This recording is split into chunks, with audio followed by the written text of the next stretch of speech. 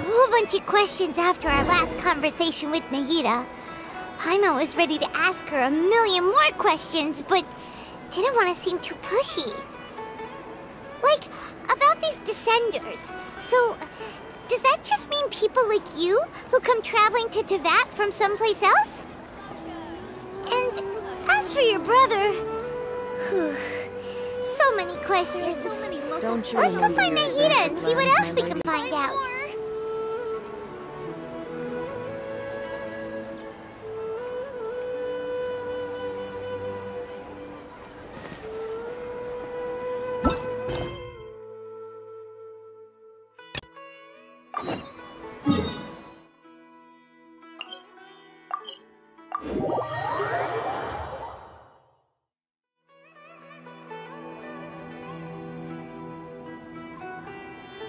Come on, serious suggestions, please. I'm not trying to write a thriller here. It's supposed to be an essay, you understand? An essay. That means facts and logic. Well, if it's facts and logic you're after, you shot yourself in the foot with your choice of research topic, didn't you? The Tatara Suna mystery. When so much remains unexplained, there's little to be objective about. Unless, of course, you restrict yourself to textual criticism. Yeah, well, this is my teacher's area of research. I can't change that. But it's fascinating enough without having to sensationalize it, don't you think? The strange location, the missing details, a mysterious person. I want to write my essay on something interesting, and I'm interested in getting to the bottom of all this. That's the only reason I came to you. Yes, you came to me, so all the more reason to take my advice. The fact is, it's the dramatization that will make people want to read it. There's no getting around that. Okay, but... Did one of them just mention Tatara Suna? But that's all the way in Inazuma! Is it just Paimon, or is it kinda unusual for someone in Sumeru to want to write a paper about that? Everyone here's just going about their business. Maybe it really is just Paimon. Guess people here are free to research pretty much anything. Great! Let's go find out what this Tatara Suna mystery is all about.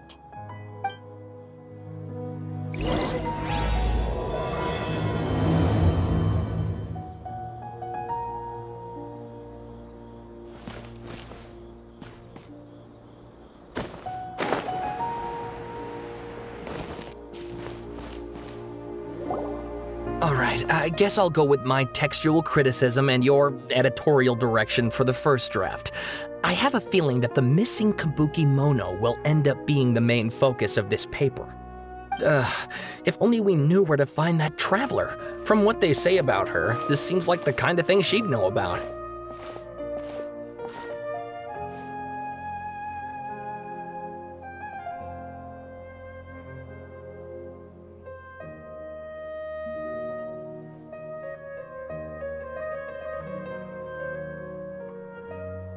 Oh, you're the traveler, you say? Hey, what's with that face? Don't believe us?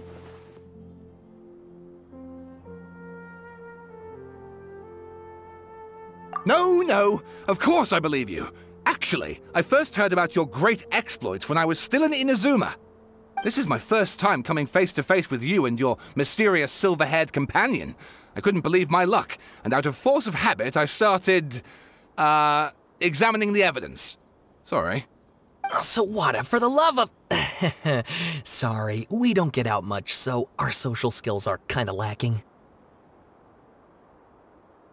Traveler, I hear you've helped many people a great deal and been to many places. Would you be able to tell us about Tatara Suna? Actually, we don't know much about that place either. In fact, we only came over here because we heard you talking about it and wanted to learn more. I see.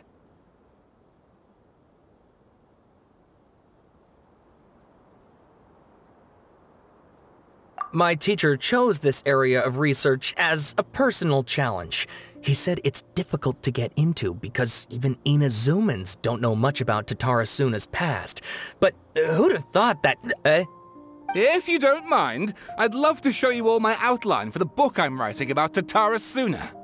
Hold on, Sawada. Don't you think that's a bit of a deep dive or a first read? Well, fair point. In that case, please ease yourselves in gently by taking a look at Akaba's latest essay draft. Let me give you some background. This all started with the discovery of some records in Tatarasuna. The writings mentioned someone by the name of Mikoshi Nagamasa, who crafted a fine blade.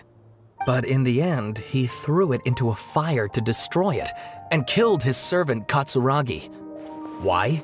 Well, no one knows. Apart from the swordmaker, his servant, and the one who wrote this all down, the records also mention a kabuki mono. This seems to be an Inazuman word for an eccentric stranger, someone who dresses funny or acts in an unusual way. That's right. Akaba's teacher has spent quite some time researching these events on the ground. This Kabukimono lived in Tatarasuna for a while before disappearing without a trace. And shortly afterwards, as Akaba mentioned, things got pretty ugly. So first this strange person goes missing, then a murder happens? Seems kind of fishy to Paimon. Yes, my thoughts exactly. So I helped out too. I asked everyone I could think of if they knew anything about what happened back then. And wow! Did I get lucky! Stop shouting! This part's important. I just wanted to make it stand out. It just so happens that a friend of mine works at the Government Records Office. He looked into it for me, and I can now confirm that all the aforementioned individuals did, in fact, live in Inazuma over 400 years ago. Even back then, Tatarasuna was already at the center of Inazuma's smelting industry. The man in charge was a government official named Niwa. Curiously enough, it seems like he went missing too.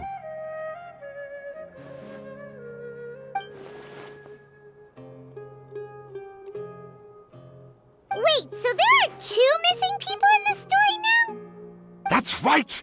What's more, Niwa is a name with a lot of history to it. Have you ever heard of the great swordsmith clans of Inazuma? Oh, the swordsmiths?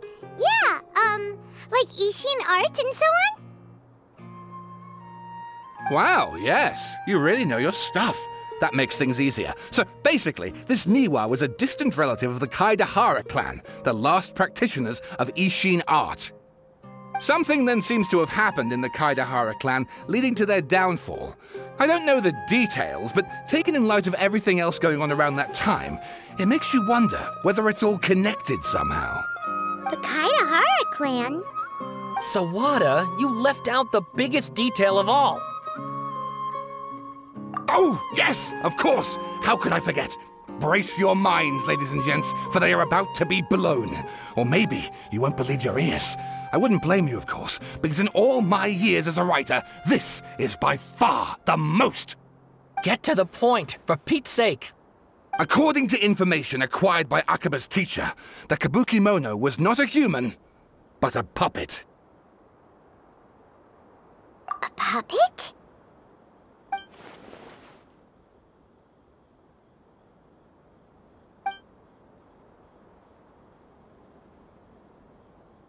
Aha!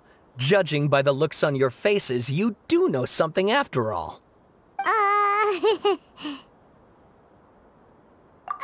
No! Paimon just meant, how creepy. The way you described it makes it sound like a ghost story. I agree, it does. But considering that non-human races in Inazuma are by no means uncommon, spooky events are to be expected. And that's exactly what my book is about. Please, take a look.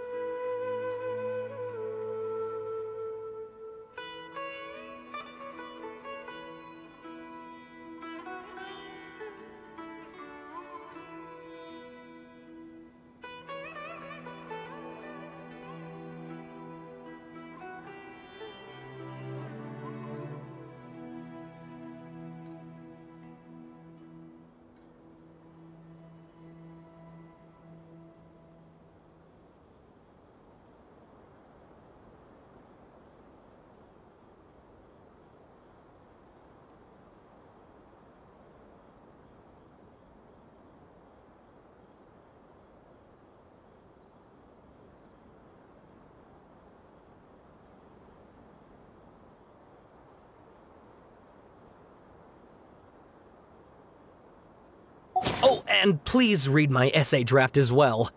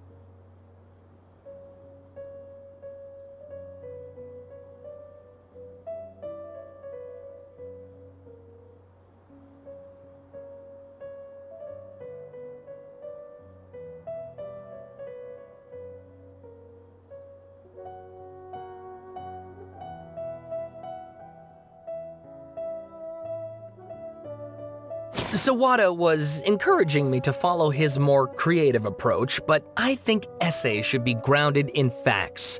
I don't think explaining everything away with mysterious forces will cut it. Oh, how about if I plug the holes in Sawada's narrative with political intrigue? Like, I could put a turf war between rival factions at the center of the whole series of events. Wait, you're allowed to just make stuff up?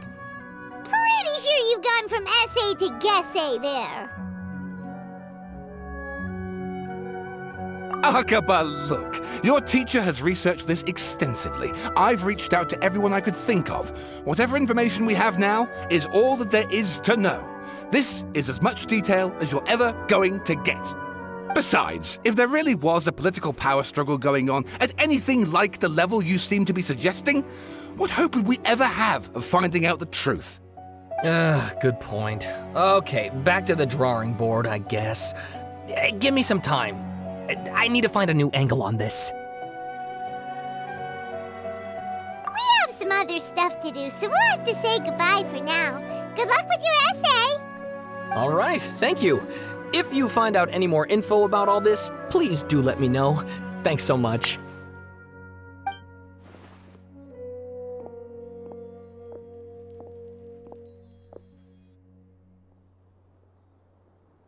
Hey, so that thing they were talking about, it has to do with the balladeer, doesn't it?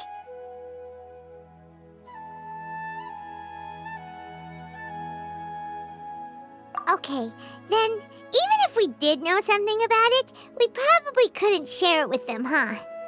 After all, we kicked his butt and got him locked up. Information about people like that is usually super confidential, isn't it?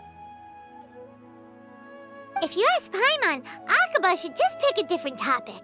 There must be as many essay topics as there are trees in the forest. There's no point in...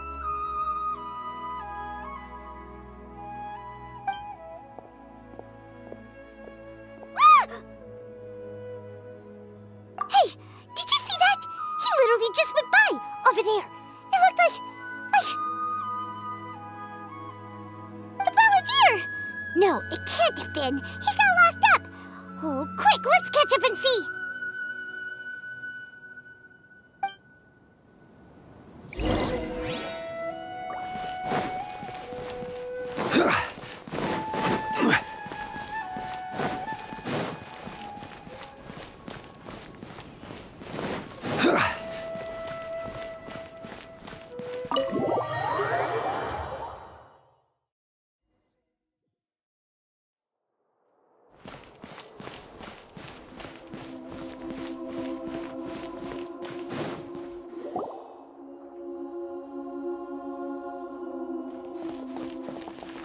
Traveler, Paimon, there you are.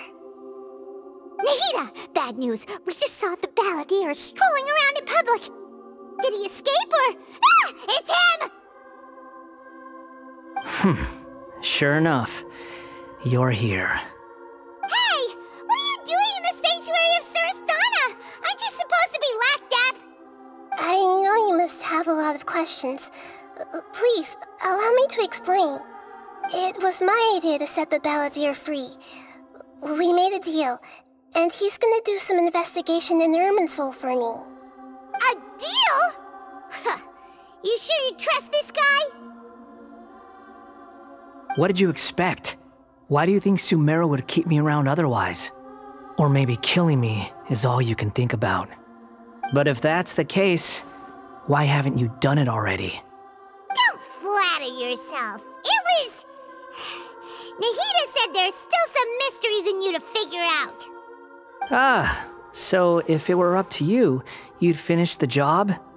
Guess I had you all wrong. There I was thinking you were just getting cold feet. Well, that escalated quickly. Not a good start.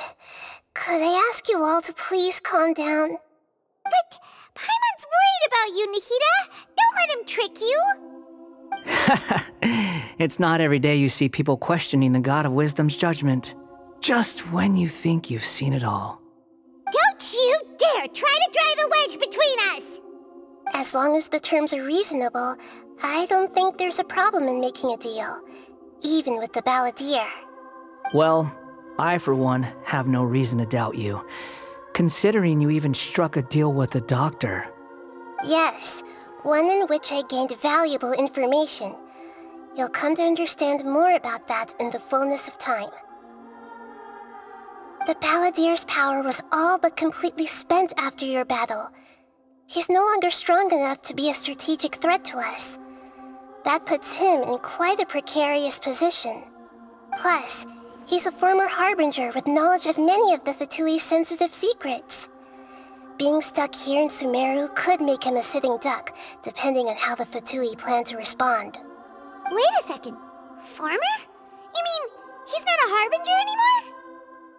I take no pleasure in saying this, but it seems as if the doctor had no intention of welcoming back a loser, so... Sometimes it's you using them, other times it's them using you. Most human relationships are this way. Certainly all the stable ones are. That's how it was between me and the Fatui, and also between each of the Harbingers. So as long as you have some value to offer, nobody will ever abandon you. But after recent events, even I have to admit that I'm not worth quite what I used to be. Well, if the Fatui are gonna reevaluate my utility, I need to have a backup plan for myself. As we discussed, I don't like causing harm to living beings, and you said you need protection. So, why not join forces with us? I think these two have made their objection to that idea fairly clear, don't you? And they're your friends, so I guess you'll be siding with them. Yeah, obviously! Nahida, don't listen to him! Then let's put that discussion to the side for now. We still have time. Today can be a trial run. Where we go from here will depend on how well we manage to cooperate today. All right, then I'll do what we agreed. Good. Go now, and keep in touch. Nahida, are you serious about this? Yes. I have my reasons for this decision. In fact, I'm largely doing it for your benefit.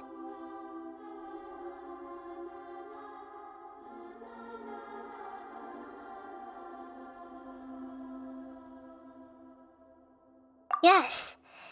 As I told you once before, there's information about your twin in Irminsul. Oh, yeah. Actually, that's the whole reason we came to see you today. So, you have an update on that? Mm-hmm.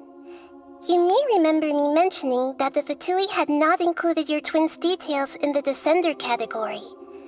This is an extremely important point. It's possible that the Fatui have other information that even I don't know about. And since the Balladeer used to be one of them, he'll be better acquainted with this information than I am. He was granted the power to connect with Irminsul when he almost became the god of a new era. Even though he no longer has the Gnosis, some traces of its power remain in him. He can still connect. The amount of information in Irminsul is vast beyond description. Sifting through all of it without knowing what to look for would take too long, even for me. So I asked the Balladeer to search in Irminsul for any information about the Descenders. He's more familiar with this kind of information and should be able to find it more quickly.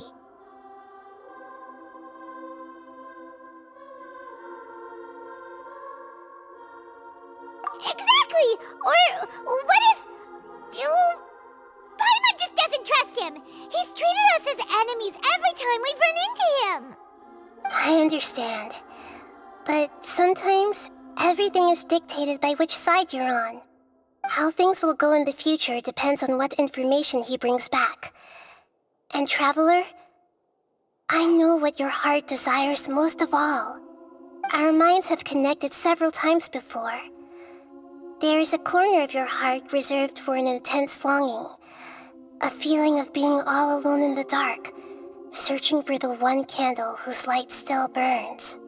As Sumeru's deity, it is my responsibility to be on guard against the Balladeer. But as someone who counts you as a friend, I want to do something for you. If this deal with the Balladeer can give you the answers you've been longing to find, then it's worth it.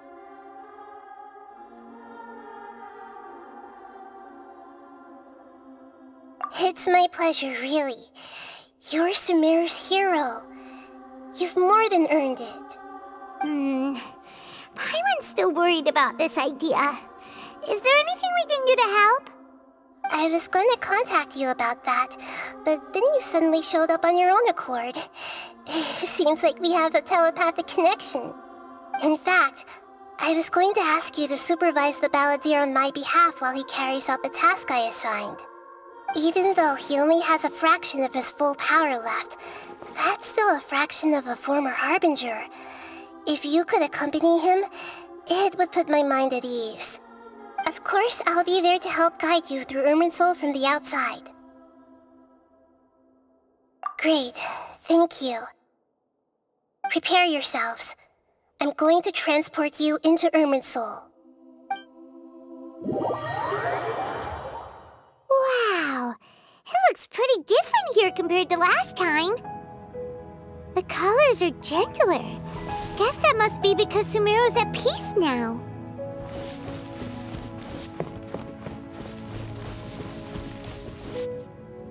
Look at that. Hot on my heels. You know, you didn't have to cut your catch-up short just to keep me company. Oh, but I guess you panicked when you realized that I might enter Irminsul ahead of you. Shut your beak, jailbird! No way a prisoner gets to be so smug! I understand that prisoners have to put up with harassment from the guards, but right now, I'm on temporary release, so maybe you should think about backing off a little. Sounds like a successful rendezvous. I need to be quite clear about something. In a few moments, you'll be entering into the innermost region of Irminsul. It is an environment like no other, and the most important place in all of Sumeru. Unlike anywhere else, Irminsul's inner region consists exclusively of torrents of information. You must put aside your differences and be extremely careful as you navigate your way through. I know there are many grievances between you on both sides, but it is essential that you remain calm after entry. This is as much for your own safety as anything else. Fine. Let's call it truce. But only until this mission's over. Let's cut each other a little slack, shall we? We are going to be traveling together after all. Per my agreement with Lesser Lord Kusanali, I'll be at the front. It's my job to lead the way and get rid of any obstacles in our path. All you have to do is keep your pretty eyes open and try not to fall behind. You sure are confident. Paimon will give you that. You make it sound like you're even more experienced at adventuring than us. If there are no further objections, I suggest we get going. Or did you need some time to mentally prepare yourselves? Ew! Ugh, the snark on this guy, it's unbearable. We can start now. Irminsul access granted. Initiating connection procedure. Is this a small sapling? Oh, darn it! Come on, let's catch up with him!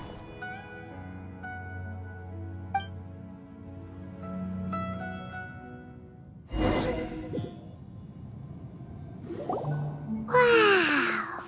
So this is the inside of Irminsul. Ooh! Paimon's never seen anything like this. And it feels like a sacred place. Irminsul is closely intertwined with the entirety of Teyvat. Every bit of information flowing here means something.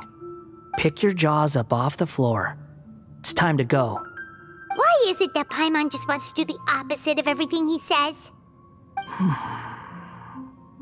Lesser Lord Kusanali, we will now proceed to the heart of Irminsul. Can you still sense where the heart of Irminsul is? Yes. Permission to begin searching for information there? Permission granted. Go ahead. Let's go. Stay close. Don't go running off.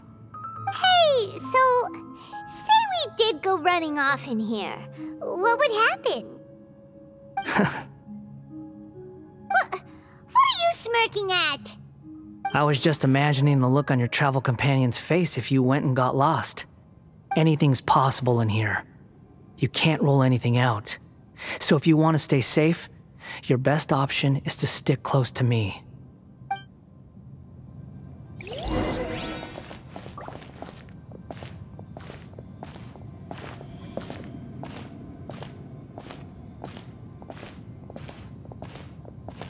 These sapling things have spread out. Those are all packets of information from inside Irminsul. Be careful not to touch them.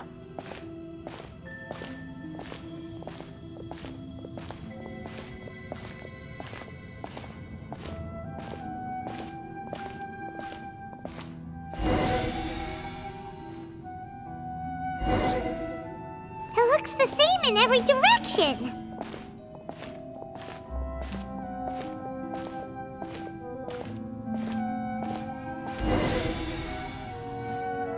No wonder he mentioned about getting lost. Huh. What do you know? He was actually telling the truth. Is he mocking me again? What is it this time? There's a time and a place to lie, but this definitely isn't it. So why don't you relax your guard a little?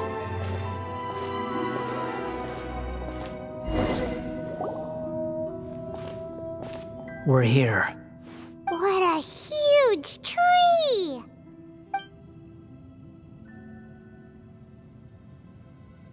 Lesser Lord Kusanali. Good, you made it. Are you ready?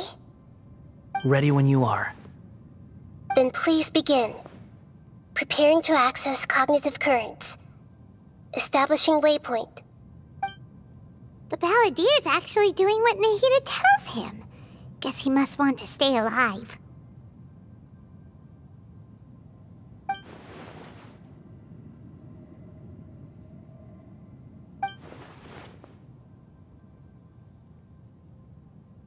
The rest is up to you. If you discover anything at all, make sure to share it with us. Will do. Huh. For once, we're the ones with nothing to do.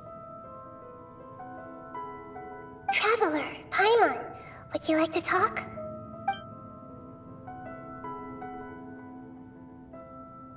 Yes, I've also invited Paimon to join. Huh? What the?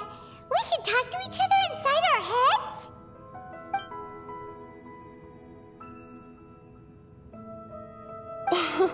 That's part of it. Plus, we're all friends. There's nothing wrong with us talking like this once in a while. Paimon's never tried this before. This is great! So, Paimon's been wanting to ask you something. Don't you think the Balladier's a bit of a walking contradiction? He's always talking back, but he seems to listen to what you say.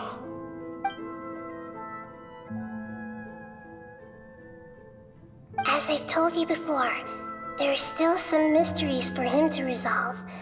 Things that are clear as day to me, but that he has yet to understand. Perhaps today will be the day that he finds some answers.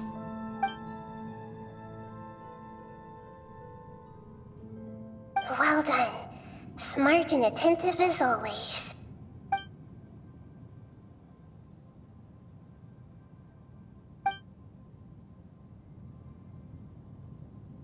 So, you made contact with that part of his mind. Well, it's true. Betrayal turned the Balladeer into the person he is today. Huh. Paimon thought nothing could get under that guy's skin. Turns out, he can get hurt and angry just like anyone else. Everyone has a history, Paimon. Even if you're a puppet created by the Electro Archon.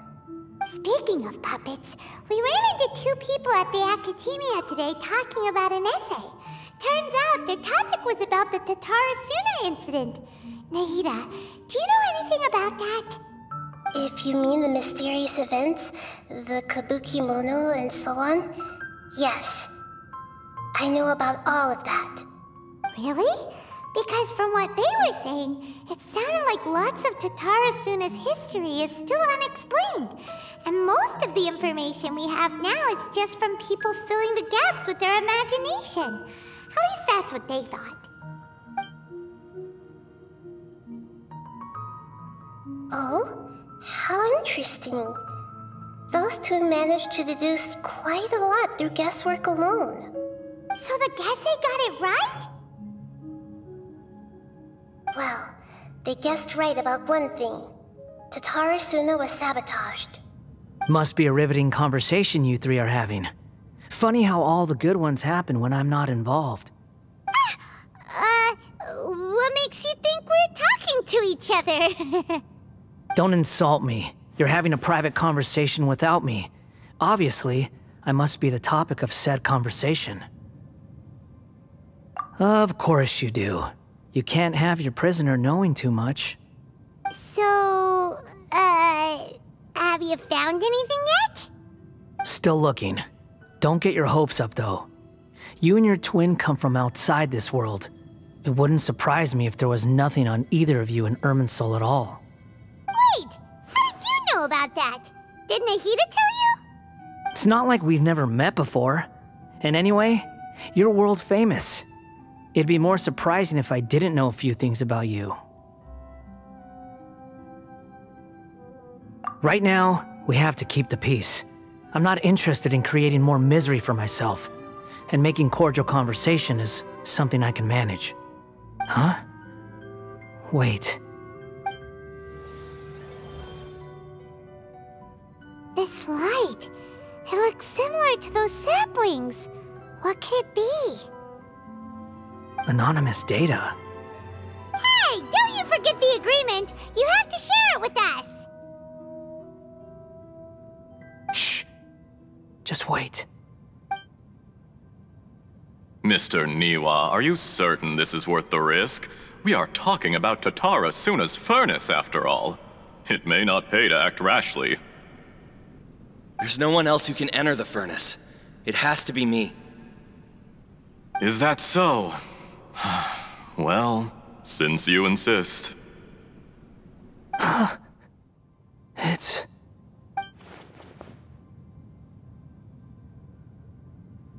Whoa!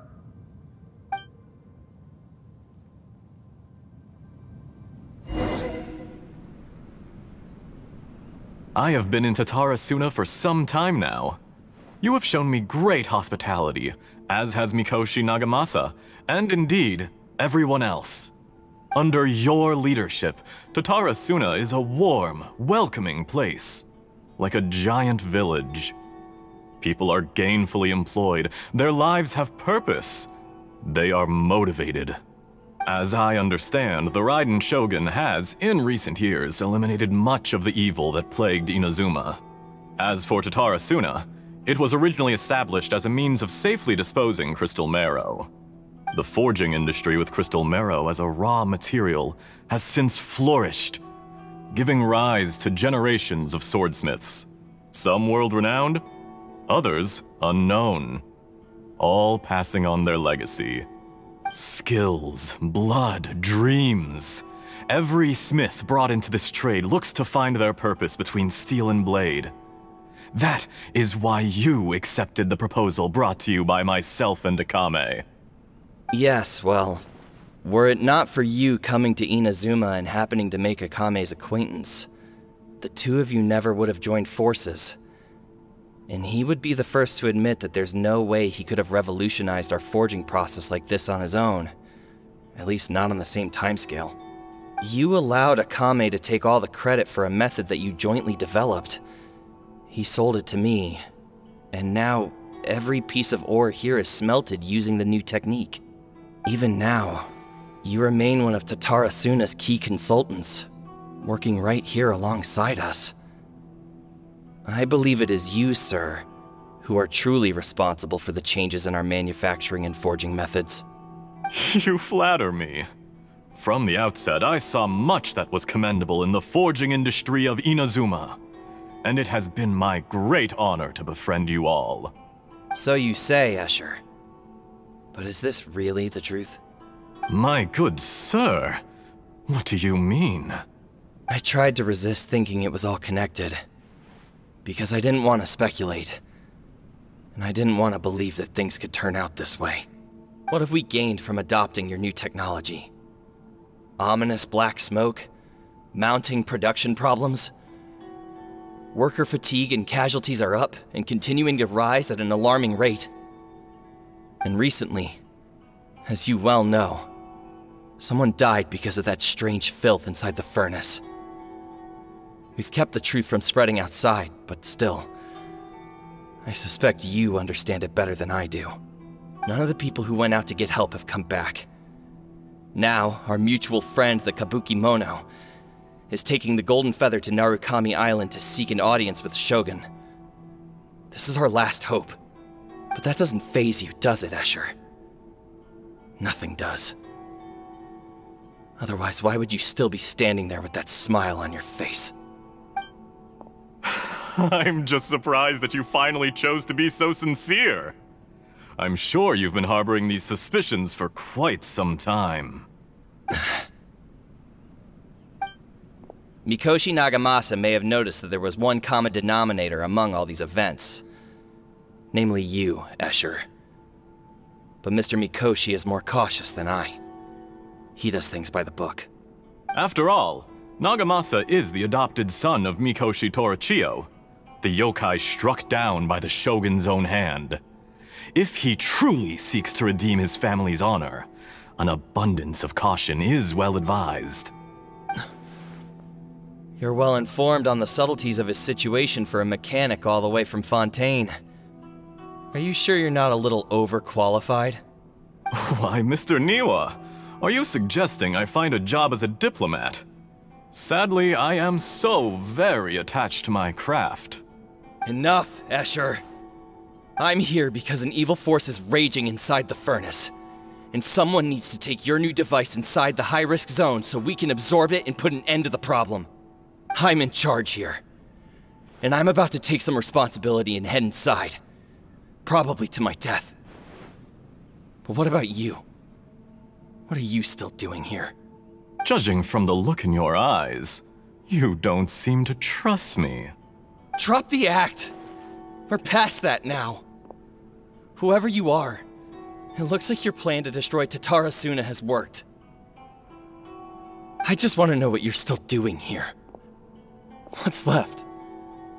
Don't you have all your answers by now? Honestly, I'm just waiting for the right moment. A moment like this, where you finish talking and I stop you from entering the furnace. You...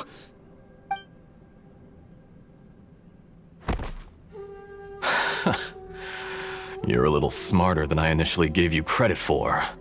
I thought I'd disguised myself exceptionally well, at least for the first few days. But to my surprise, you had your people look into my background right from the start. It's a long journey from Inazuma to Fontaine, but that didn't stop them. Eventually, they managed to confirm that Escher was an alias, and that I was not from Fontaine at all. And yet, despite all of that, You still fail to realize my true identity, and what I seek in Tatarasuna. Did you really think you would be able to see through my plan? If you kill me, there's no one who can get inside the furnace. So you're really going to destroy this place? Is that it? Oh, but you're quite wrong. There is one other person. Some may not see him as a person, but you told him yourself. You're not a puppet. You're a human. You're just missing a heart. Whoever you're working for won't get away with this. They'll be found out. But this makes no sense. What are you really trying to accomplish by all this? Why go to all this trouble? It's no trouble at all. Patience is a virtue which I have in abundance. This is all part of a carefully controlled experiment. If you must know, I'm happy to divulge my true identity. I'm a Fatui Harbinger. Call me the Doctor. The Fatui? Who? What do you want? Just to create a minor inconvenience for your nation. That's it? That's why you gave us your cursed technology? Just to let loose the evil energy from the crystal marrow? Look how even the righteous soul is filled with venom when faced with its demise. My device functions precisely as you say. It is the only chance you have of preventing a catastrophe and keeping the truth from the outside world. However, I did not make it with you in mind.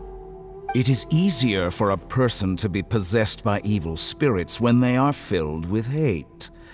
So give in to your fury. I want to see what happens when a malevolent heart is placed into an unsuspecting puppet. Make no mistake, even without you, that pure, innocent puppet would only end up being used by someone else instead. What other reason would a human have for befriending one who is not of our kind?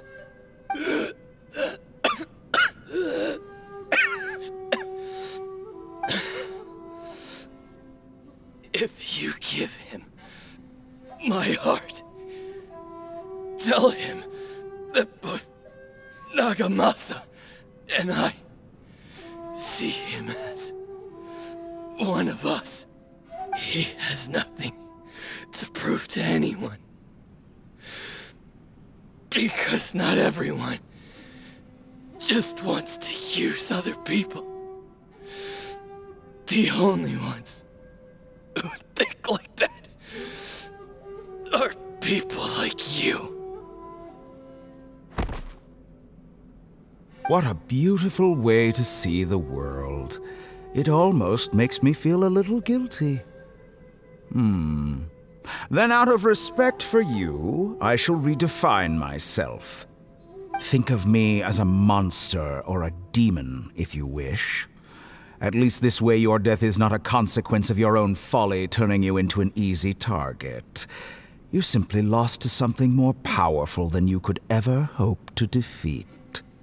I say, Mr. Niwa, let's see what happens. Will your puppet friend become a human?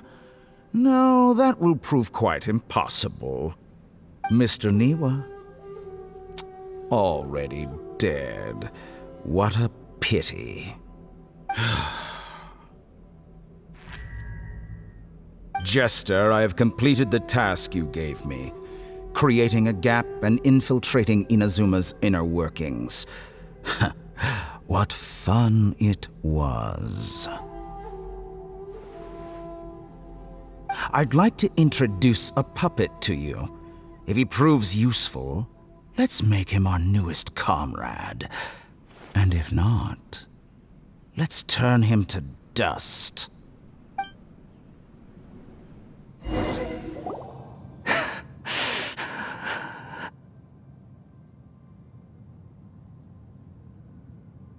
Hey, are you alright?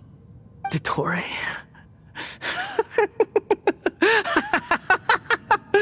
Dottore!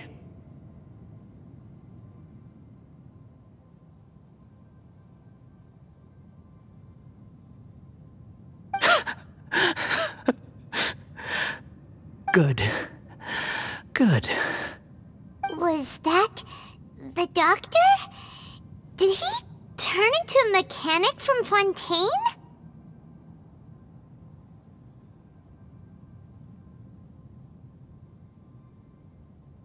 But why did we see things from his perspective? When I touched the doctor to confirm whether he'd eliminated all his segments, I read this memory in his mind. You have to admit, it must be the truth. Maybe so, but it means nothing. Does it? But this memory shows that Niwa didn't betray you. He never meant for you to be the one to take the device into the furnace. You know very well what that means. Even more so than I.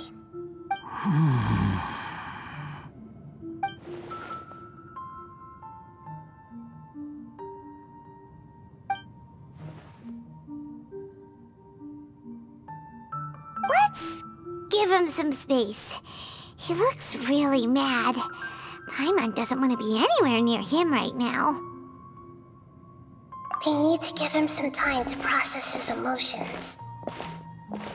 Paimon's still confused about the Tatarasuna incident. So, the doctor was behind it, but why has that gotten him so worked up? Nobody has ever deceived you like that, Paimon. It's natural that you find it difficult to understand. Perhaps he needed to learn this someday. So now you have the complete picture. Katsuragi took the Kabuki Mono to live with the people of Tatarasuna. Later, the doctor showed up, disguised as a mechanic from Fontaine. And that's when the trouble began. It was all a horrific experiment planned by the doctor. Everything he did was just to plant seeds of disaster in Inazuma that would bear fruit in the future.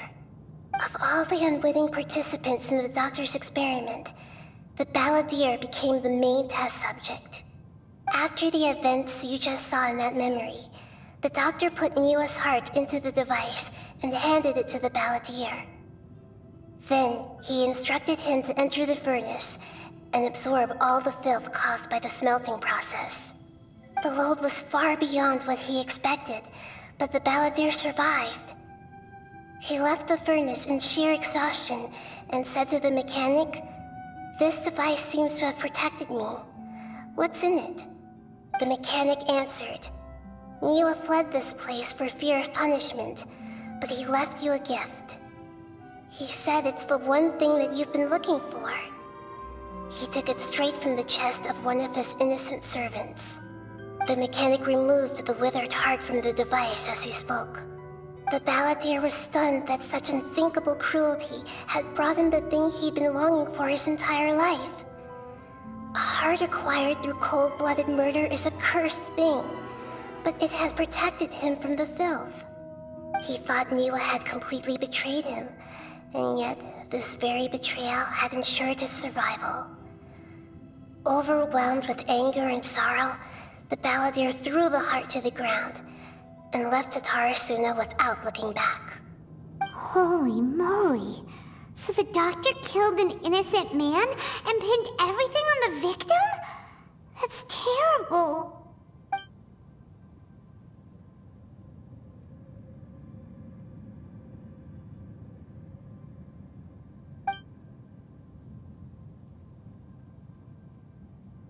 Yes. Only if he understands this can he choose a new path forward. Dottore, you brazen-faced... Niwa didn't run from justice. You killed him!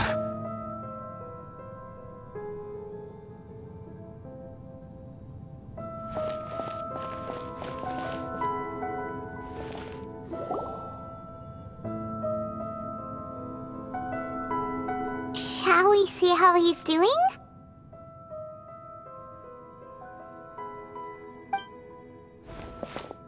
Hey, you alright?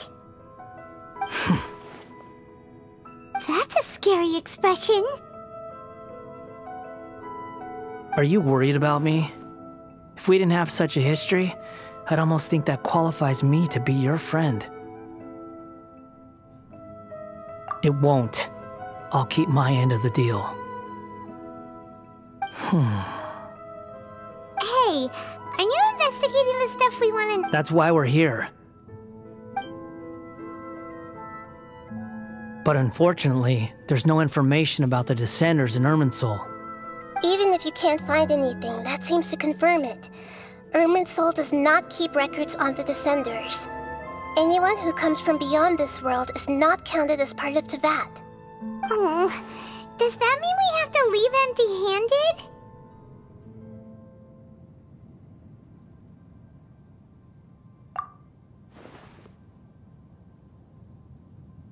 Don't thank me just yet. You look really upset. Well, since Irminsul was a dead end, I guess I can share some other info that might interest you. Huh? About what? The reason why there are records about your brother in Irminsul. It might have something to do with Conria. Apparently, Conria was his first destination when he arrived in this world. Plus, he only came to this world because the heavens responded to the summoning. The heavens responded? The Jester told me this himself. You can take his word on this. He was a royal mage in Conria, and lived with your brother for a time. I don't know the details. It's up to you whether you want to believe me. All I can say is, I wouldn't lie to you about this. Did you get all that, Lesser Lord Kusanali? Yes. Astonishing news. Does this info count towards my mission? It wasn't from Irminsul, but was it valuable? Very valuable. Good. In that case, I'll take some time for myself now. Huh? What have you done? Lesser Lord Kusanali was right. My power's all but completely spent. Even if I use all of the divine power left in me, I can't sustain this shield for very long. I shared a secret with you, and now you owe me. So in return, I'd like you to answer a question for me.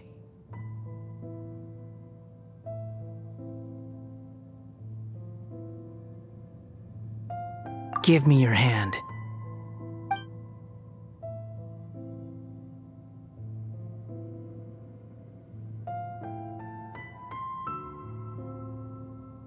Can you hear my voice inside your head?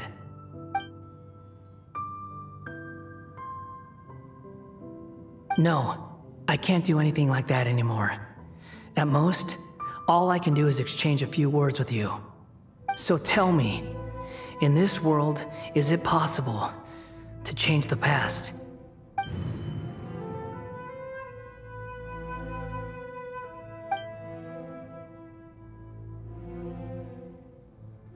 Done. Huh? What the? What happened? Paimon only saw you hold hands for a second. Nothing. I was just thanking her for helping me.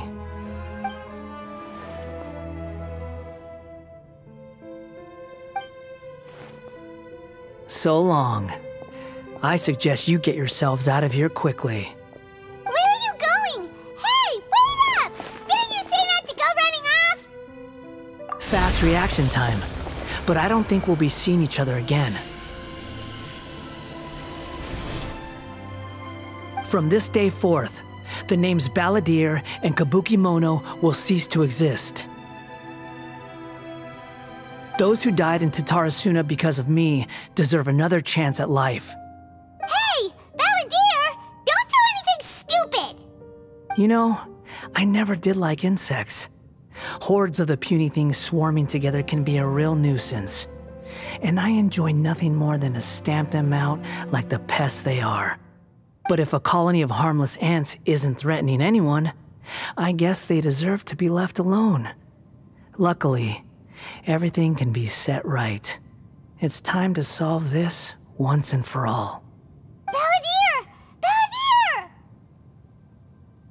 he disappeared. Come on, we gotta find him somehow.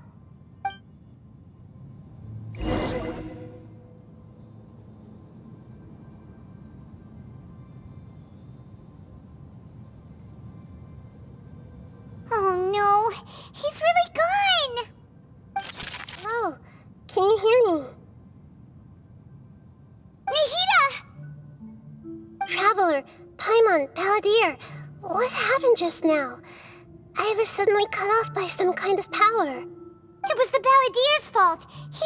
He shut you out! I didn't think he'd be capable of something like that with so little power left. Did he keep some of his power hidden when he was defeated? Or did he achieve something beyond his abilities, and it took everything he had? Where the heck did he go?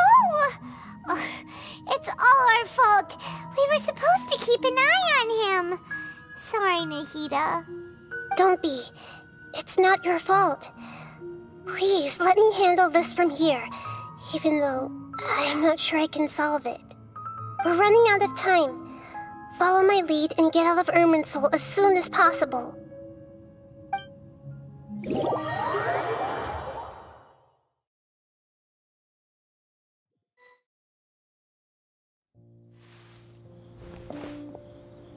We're out! And we're at, an inn or something? This is an emergency. I'll have to ask you to stay here for now. Everything's arranged, and nobody will disturb you. I'm sorry, but this isn't something I need your help with. Leave this one to me. An emergency? How bad is it? Nahida, will you be okay? Don't worry.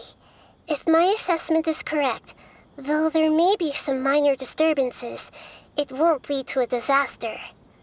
Please rest and recover your strength here until I say it's safe. Her voice has gone. Paimon can't shake the feeling that something really big has happened.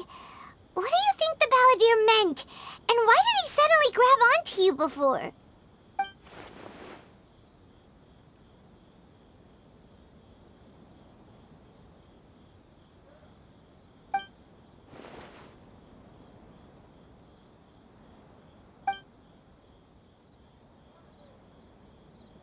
He wants to change the past? But surely that's impossible! Right! You can't just rewrite history! All that stuff happened already in real life! It's like, imagine Paimon drank all the water in this inn. Even if no one was there to see it, Paimon would sure as heck remember drinking it. So, why does Paimon still have a bad feeling about this? Paimon can't help but feel scared about what he might do. Oh, Paimon's so confused. Huh? Ah! Sorry, Paimon accidentally... It's the Palladir's fault for causing Paimon all this mental stress. But erasing yourself from history? It's unthinkable. Is that really possible in Irminsul? Uh-oh. Paimon's head is overheating from trying to understand what he's up to. And it's still not working. Ugh. Paimon's had it with that little brat. He's been nothing but trouble ever since we met him. There's no way he'll actually succeed, right? Otherwise, won't everyone who's connected to him be affected too?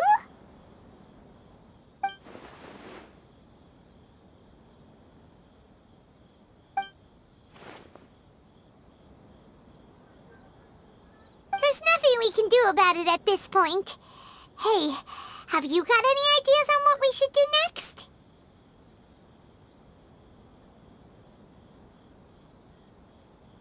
Seems like now there's nothing left for us to do but to go to sleep. But Paimon's still so worried. Paimon won't be able to sleep a wink tonight. So, how about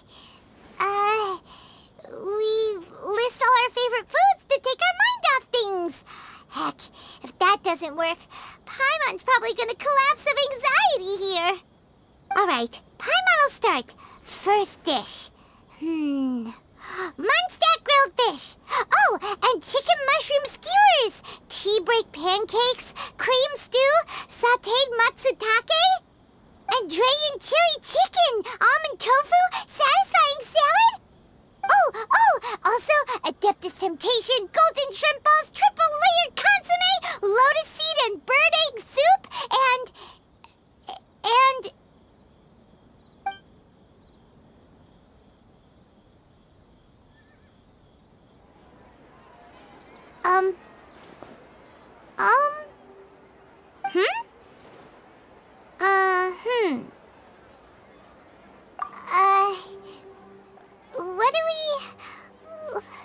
what was Paimon supposed to be doing just now? Paimon was, talking? Huh. Paimon suddenly can't remember what she was talking about. What was it again? The Balladeer? Is that a food too? Huh. Weird name, though.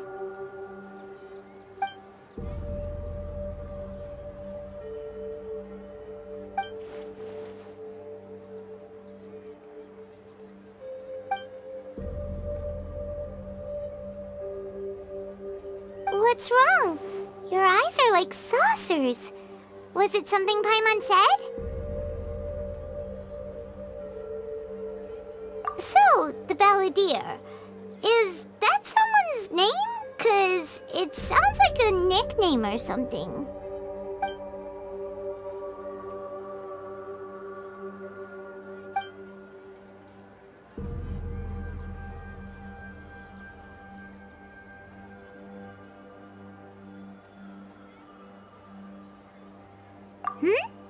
Okay, sure. Where are we going? Huh? Fine by Paimon, but is everything okay? You're acting like this is an emergency.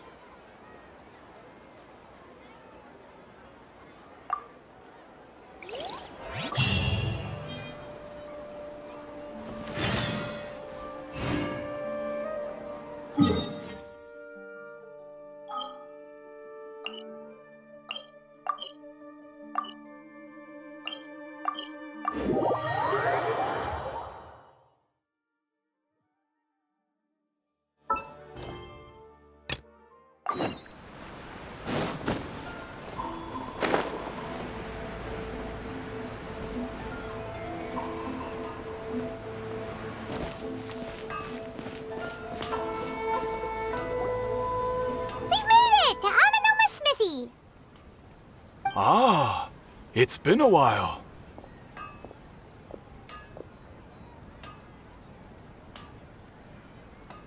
Of course. Go ahead.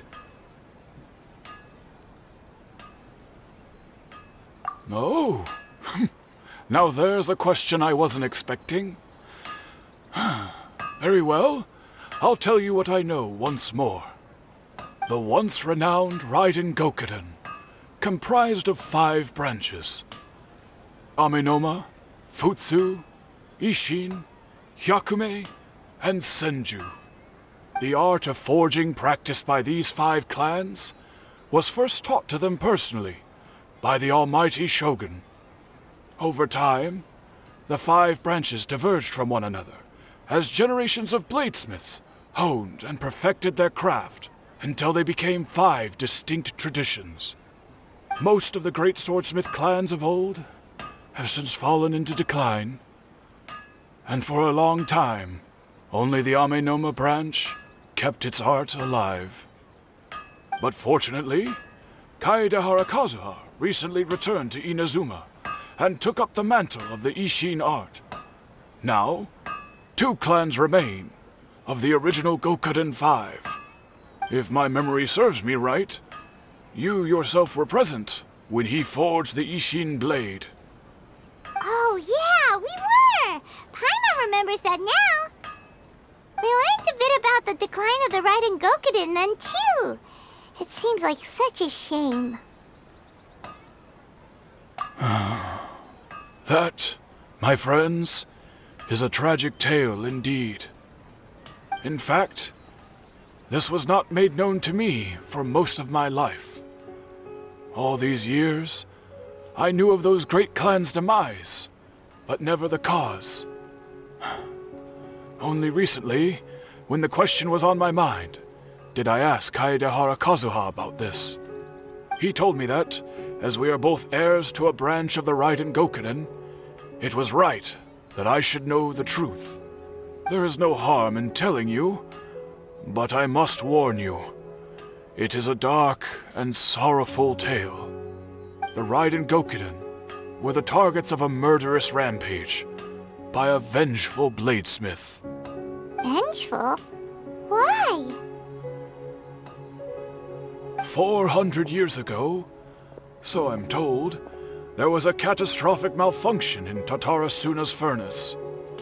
One brave swordsmith heard the commotion and chose not to flee, but he rushed to the scene, hoping to prevent a disaster. Tatarasuna was home to a state-of-the-art forging and smelting operation in that day, and overseeing it was the armory officer. His surname was Niwa, though he had family ties to the Kaedehara clan. Knowing that they had just one chance to save countless lives, Mr. Niwa and the swordsmith leaped together into the furnace. The furnace quickly stabilized, but neither of them made it out. The smith's death, though heroic, dealt a devastating blow to his family's fortunes. His orphaned son was left to fend for himself, and grew up deeply resentful at the world. In his heart, the whole of Inazuma was culpable in his tragedy. He hated the almighty shogun for her apparent indifference towards his father's death, and he hated everyone who had done nothing to try and save him. Powerless and destitute, the only legacy he had to pass on to his children was his hatred. Generation after generation bore this grudge, living in utter misery. Alas, if only the story could have ended there. But 100 years ago, the then head of this family reached the end of his wits. He could bear their fate no longer, and yet he could do nothing to change it. Finally, he made a drastic decision to take revenge on the Raiden Gokunin. In doing so, he sought to vent his pent anger and shake the very foundations of Inazuma's forging industry. In his fury, he murdered indiscriminately, killing even bladesmiths from the Hyakume clan which he belonged to. His goal was absolute, the devastation of all of the Raiden Gokunin. But when he came to the Kaedehara and Kamisato clans, his killing spree came to an abrupt end. He failed to catch them unawares. They fought back fiercely, and they did not spare his life. That is why the Kaedehara clan and their Ishin art survived that day. I suppose they were the lucky ones, under the dire circumstances.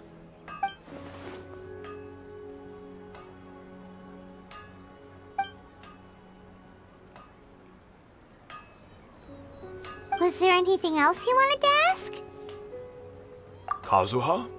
Why, yes. Just yesterday, in fact. We spoke for a while over some tea. He seemed well.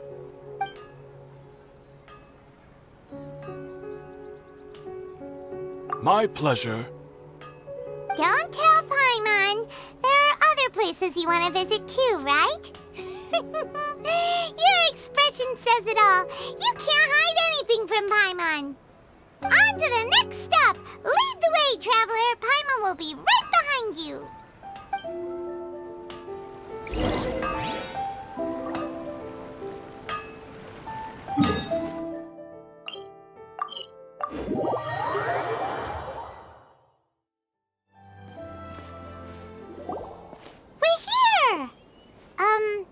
This is the Yashiro Commission's headquarters, so... Traveler, it's been a while. If you're looking for the Commissioner and Miss Kamisato, I'm afraid your timing is unfortunate. They're not here right now. Are they out on business? The Commissioner is out on business, and Miss Kamisato is standing in for some meetings in the Commissioner's place. If it's urgent, you're welcome to wait inside until they get back. What do you think? Shall we go in?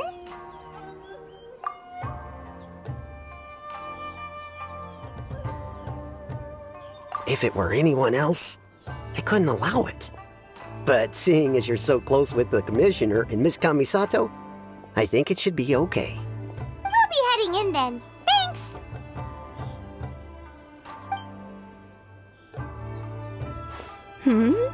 Hello, dears.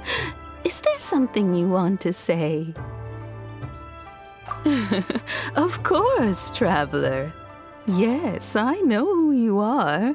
Miss Kamisato has told me about you. What would you like to know?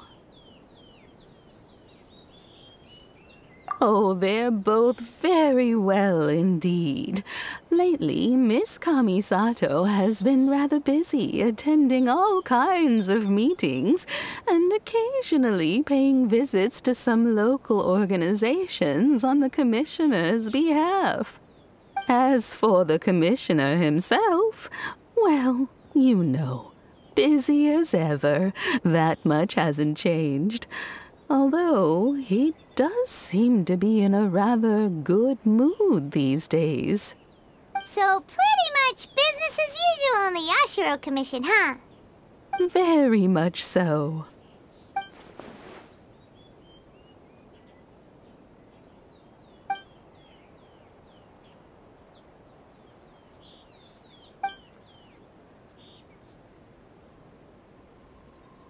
Well, got any more questions?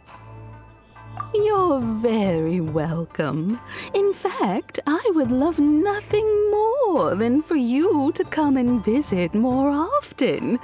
But I'm sure you must be far too busy to have time for that. Miss Kamisato talks about you all the time.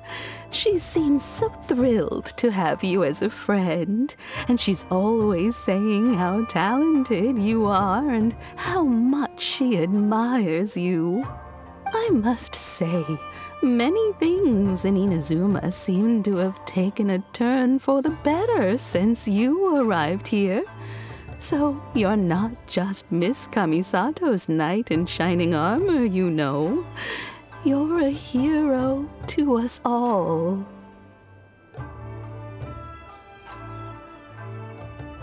I mean it. Whenever the Commissioner dines at home, Toma always joins him. I always find myself at my most relaxed when I'm serving the two of them and listening to them chat away. The Commissioner has such a busy schedule that he doesn't always have the chance to take his meals at home, but given the opportunity, he always prefers to dine here. They say it's because Toma's a much better chef than most. Oh, the Commissioner is so fond of home comforts. They get to talking about you sometimes too, you know. Always with a very fond tone. The way one would talk about dear old friends around whom one can truly be themselves. Miss Kamisato occasionally joins them as well. Whenever the whole family gets together and they start talking about people they've met and experiences they've had, you always get a mention. It's been many years now since the late Mr. and Mrs. Kamisato passed away. Much has happened in the Kamisato clan in that time. As someone who is old and gray enough to have watched their son and daughter grow up, it makes me so happy to see them meet a dependable friend whose company they enjoy so much. So, in the future, if you ever do have the time, please know you are always very welcome at the Yashiro Commission headquarters. There will always be at least one old lady who would be delighted to have the pleasure of your company.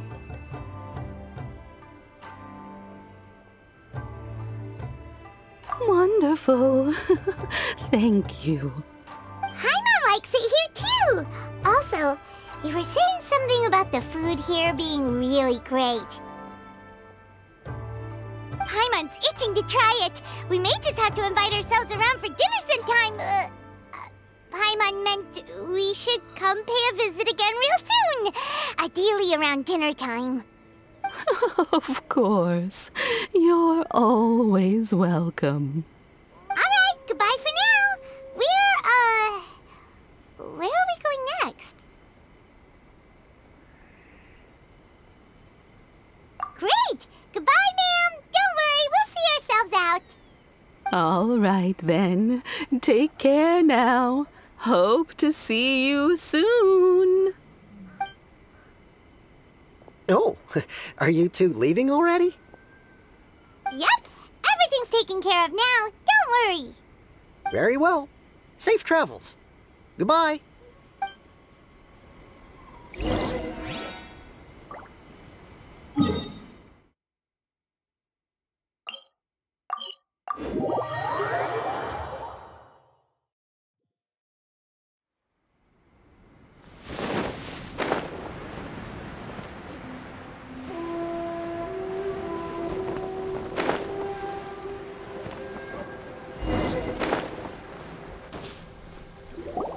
Well, here we are. But what are we looking for? Something or someone? Do my eyes deceive me, or is that the Traveler and Paimon? Xavier, what are you doing here? I was in the general area, and now I'm in this specific area. There, that's me. So what about you two? We have some questions and thought you might be able to help.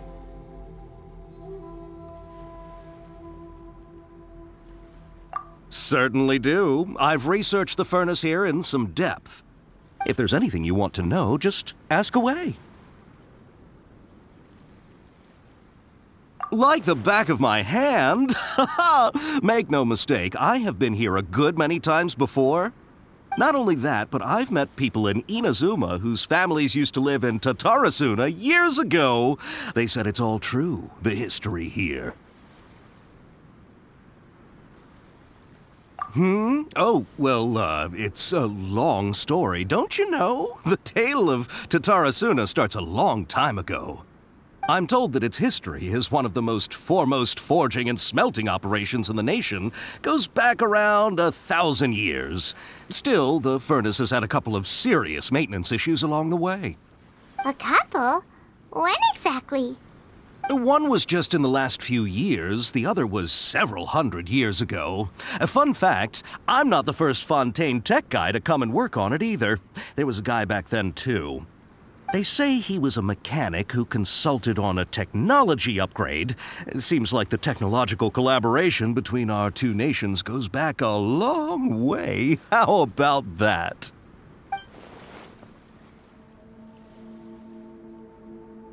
Hey, weren't you gonna ask Xavier something about Tatarasuna? Come on, ask already. Oh, I didn't realize you two were here for a history lesson. Me neither. Paimon doesn't know what's gotten into this one today.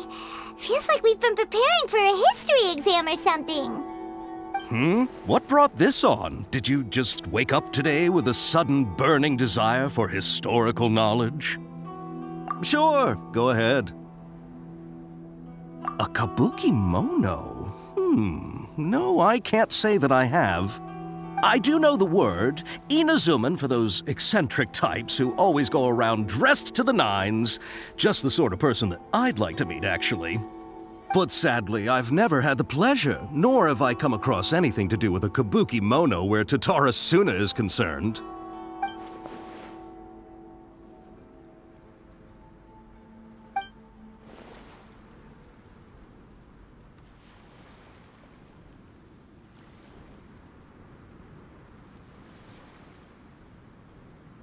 Of course! Don't mention it. Oh, we're leaving? Okay, bye, Xavier. Oh, you're most welcome. More than happy to help. Farewell. Looks like you got all the information you're looking for.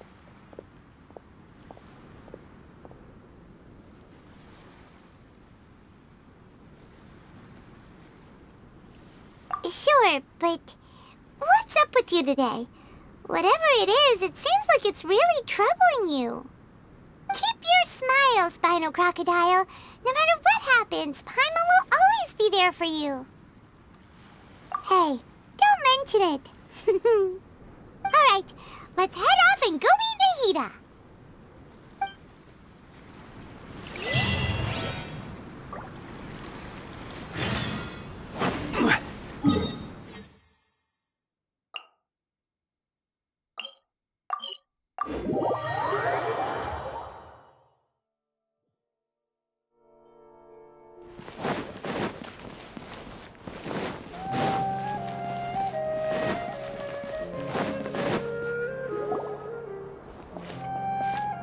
Hey, it's them!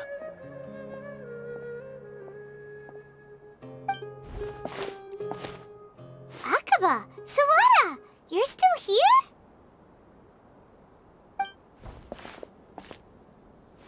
Indeed we are. If you have a moment, we'd love for you to join us once more. We have time. What do you want to talk to us about? It's the same topic we discussed last time. Obviously. Still looking for more info about Tatarasuna, huh? Should we join them?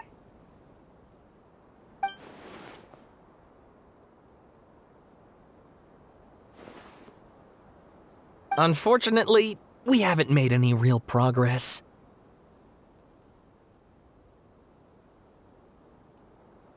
Huh? Oh, of course.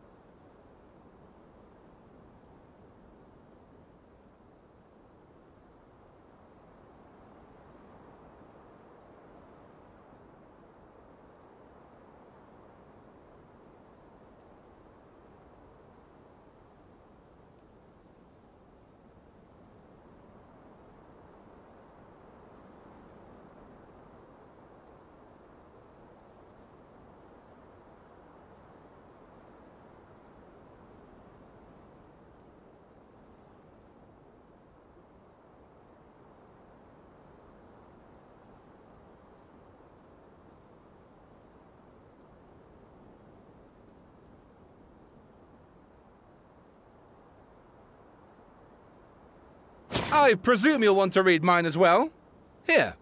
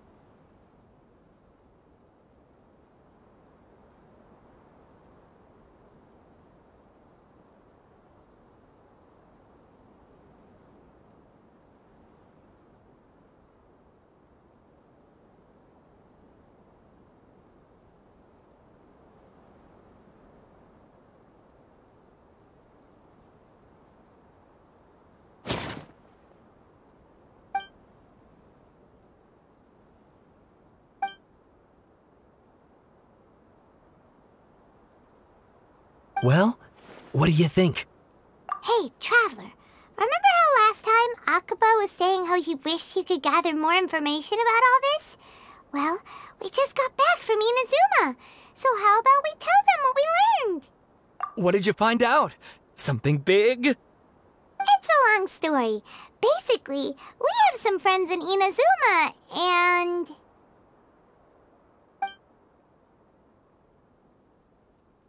Wow, so many new details. Thank you so much for sharing that with us. Well, well, so it all comes down to one man's desire for revenge. Huh. You heard this from a member of the Aminoma clan, you say? Then I guess it must be true. Ugh. So there's no ghost story here after all. This new information actually lends further credence to my hypothesis.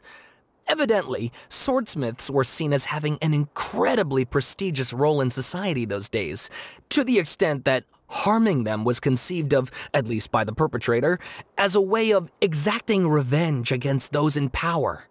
Yes, okay, point taken, you were right. But that doesn't mean I can't carry on with my novel. And they're back at it. These guys are really into this. Oh, so sorry. Look at us, prattling on about our projects and ignoring you. Thank you so much for the information. You're welcome. See ya. Keep us in the loop if you find out anything else. Will do.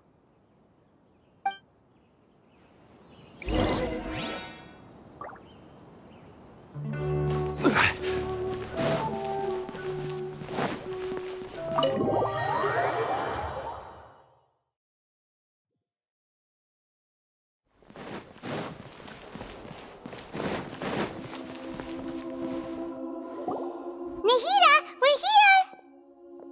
Traveler, Paimon, how have you been? Ugh, where to start? Paimon hasn't had a moment's rest this whole time. That night, we ended up chatting and chatting until suddenly the sun was up. And then she decided she wanted to go to Inazuma. The Balladeer? This sounds like some kind of code name.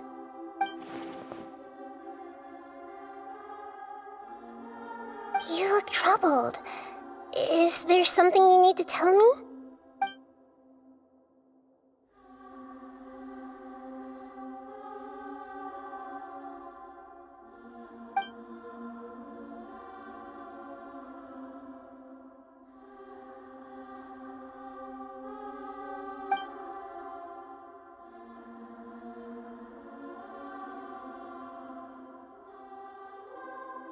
Traveler? Hey, what's wrong? You look so upset.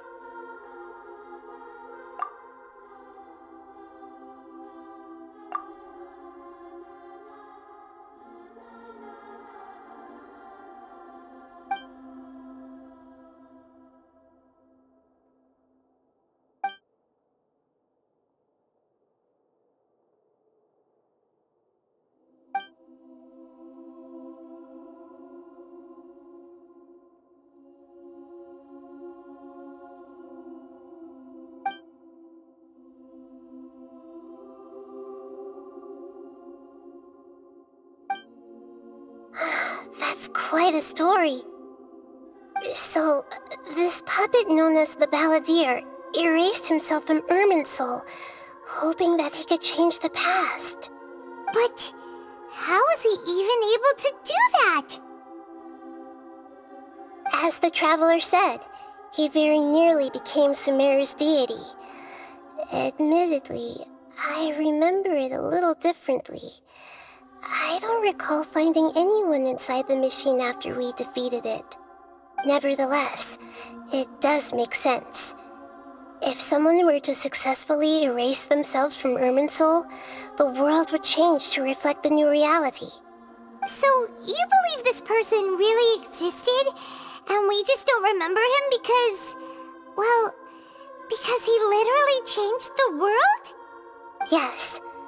Theoretically speaking, it is possible to do this. But I'm struggling to imagine the kind of person who would dare go through with it. The Traveler comes from a world beyond to that. That's why there's no information about her in Irminsul. And it also explains why any changes to Irminsul wouldn't affect her. So if there's anyone in the world capable of retaining memories from a past that has been rewritten, it's you. It's quite incredible when you think about it. Paimon's having a hard time understanding this balladeer guy's motivations. Why did he do it? I can only make inferences based on the information we've been given. As for what kind of person he was, only you remember that.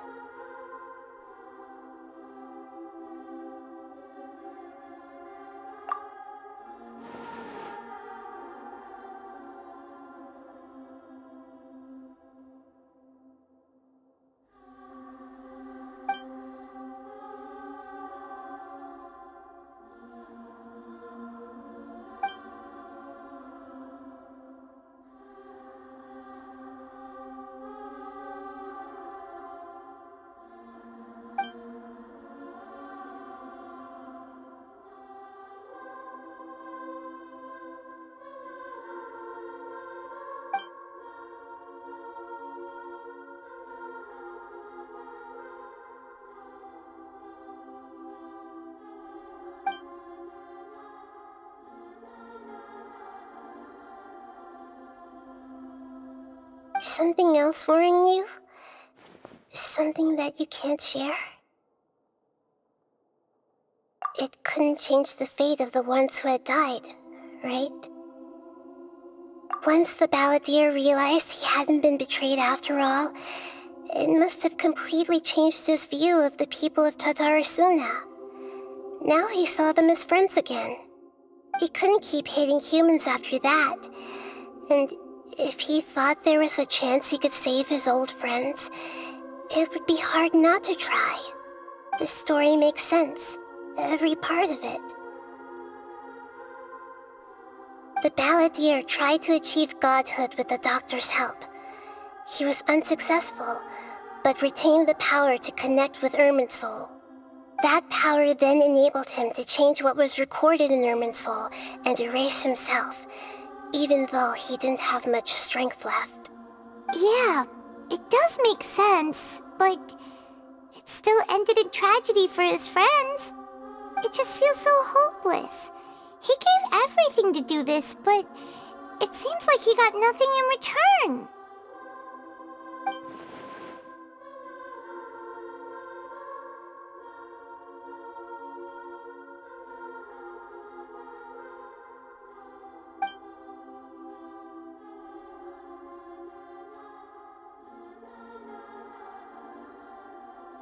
Please wait a moment.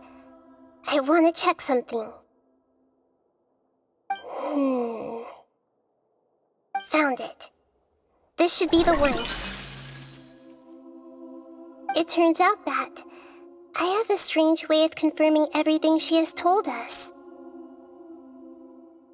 What is it? A record from a personal collection. It was tucked away in a corner. You should take a look.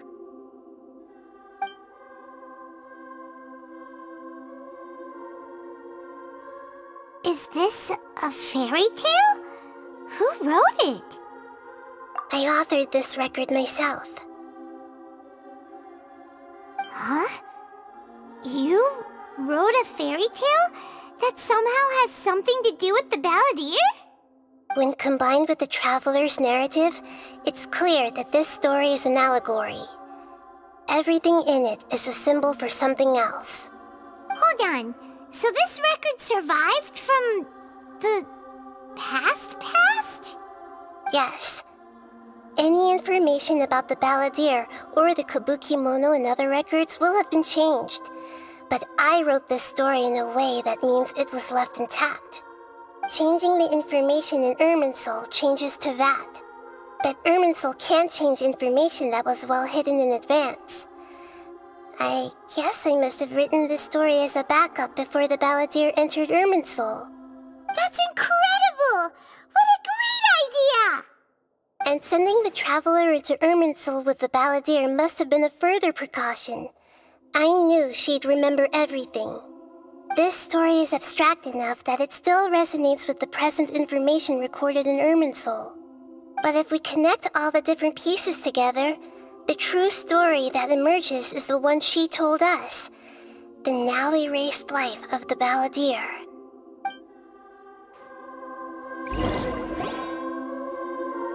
There was once a lone monster draped in fox fur. The monster found a family of foxes, joined them, and they became friends. The monster lived with the family day and night, and everyone treated it as one of their own. Once in a while, the monster would take off its fox fur at night and lament to itself as it gazed at its reflection in the water. I am a monstrosity, yet they are too foolish to see it. I pity them. But the monster soon found solace when another came to live among the foxes who was not their kin. A kitten, carved from the wood of a white tree who had been abandoned by the humans. The kitten too wished to become a fox, but its tail was too slender and it could not grow a coat of richly colored fur. Yet when the other foxes saw this, they spoke words of comfort to the kitten. Even without a tail and fur like ours, you are still one of us. Furious at this happy resolution, the monster lit a fire on the mountain. The terrified animals panicked as the fire spread. The only way to extinguish the flames was to make a sacrifice. A gray fox stood up and addressed the monster. It said, "You are the cleverest among us. Surely you can help us find a way to solve this." The monster smiled, led the fox toward the fire, and murdered it. The gray fox's heart was turned into a beautiful drop of water, clear, spotless, and pure. The monster gave the heart of water to the kitten, telling him, "The foxes have decided. You are the one who must be sacrificed. Take this, quench the flames, and die for your fox kin." The fire was extinguished, but the kitten lived. It left that side of the mountain and found a little bird who had a broken wing. The two promised they would spend their whole lives together, but the little bird did not have long left to live. It passed away soon after. After burying the bird, the kitten left the mountain for good. Never again would it cherish a single creature, nor a single blade of grass that stood on that mountain. The kitten spent the nights wandering aimlessly, gnashing its teeth at the moon. How it wished to swallow the moon and devour the moonlight. If the world could only return to darkness, then it would finally be peaceful and content. I will become the new moon, the answer to everything. Then, no one will know that there were once birds, foxes, and cats in this world. And no one can know that they were different.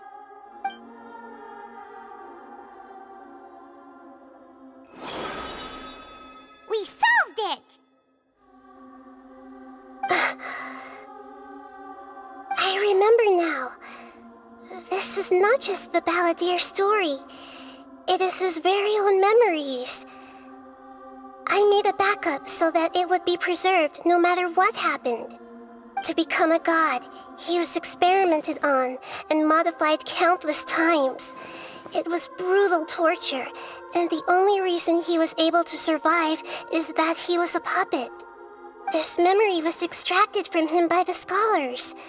Presumably, they kept it to have something to defend themselves with. Creating a deity was just the first step. Some of them wanted to be able to control it. That's why they backed up his memory for later use. I buried it deep inside one of my own dreams, and then hid it inside an allegorical story so that it wouldn't be altered. It's hard to believe that this person even really existed, let alone that he tried to get rid of us on more than one occasion. Paimon has no memory of him at all. He completely vanished like a puff of smoke. The balladeer agreed to help me look for information about the Descenders, and although he was unsuccessful, he still helped you. Before he vanished, he confirmed an important detail, that Conria was where your twin first came into this world. We still don't know how the change to Irminsul will affect the senior ranks of the Fatui, but in all likelihood, they won't even remember their own Harbinger.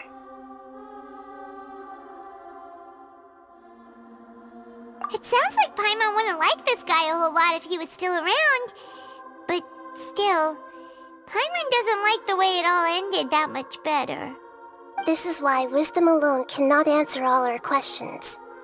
We look, we see, and we comprehend, but the question still troubles us. So the answer is not everything. People yearn to find the truth and then conquer the troubles they face. When you give someone the truth, you give them a chance to choose their own destiny. To others looking on, this may seem like a pointless endeavor, but for him, the chance to act on his desire to disappear must have meant a lot. Never forget that even when we walk beneath dark clouds along a road filled with suffering, the light of wisdom is always there, guiding us toward a better destination. And that is what you have been doing all along. Yeah, Nahita's right. Cheer up! How about we go get something to eat? We can pick up this heavy conversation again later. Good idea. Paimon, why don't you take her out for a walk to clear her head? You got it! Come on, Traveler! You need to get out of your head for a while. You'll feel much better after taking a walk. Let's go get a snack from one of the stalls in the Grand Bazaar! That'll be sure to lift our spirits. It must be really tough being the only one who remembers all that, but Paimon's always here to help cheer you up.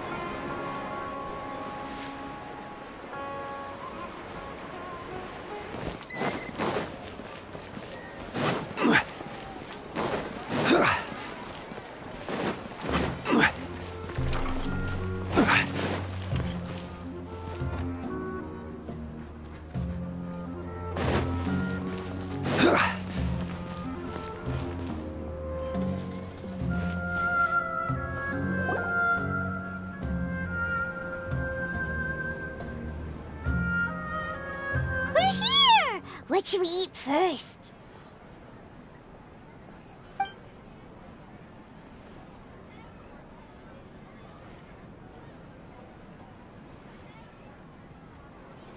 Hey, are you gonna answer or what?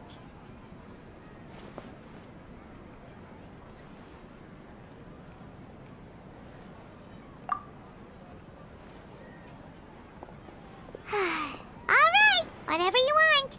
Well, Paimon will be right here when you figured stuff out. Then we can get something to eat.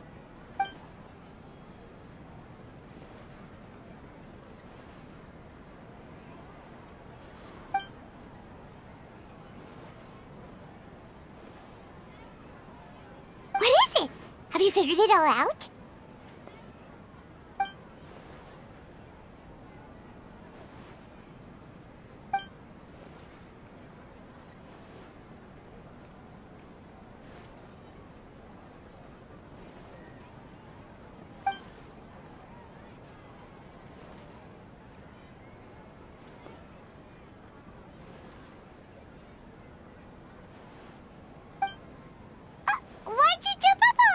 question.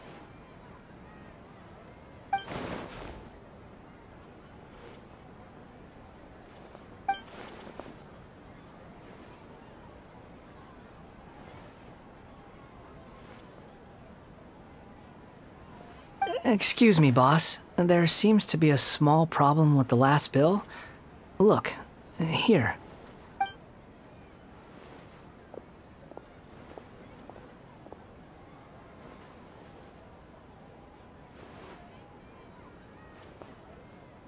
Hey! Hey, wait! Hmm? You mean me? No, not you. That kid! Didn't you see? Little rascal grabbed my last 2 fresh Sunsettias and ran off. Look, if you're gonna help out here, you can't keep spacing out, okay? What is it? Work's too boring for you? Or has the big city got too many distractions? I wasn't paying close enough attention. Sorry, boss. I think you're right. Maybe it's the city. It's so exciting. It can be hard to focus. Who's that guy? You know him or something? He's who? You're a strange one, kiddo. You say you don't want any money for helping out here, and then when I actually give you some work to do, you keep letting yourself get distracted.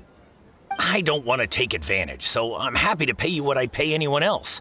But if you keep acting like this, pretty soon I won't be able to afford to. No, please. I mean it. You don't need to pay me anything. I'm just so thankful you agreed to take on an outsider like me.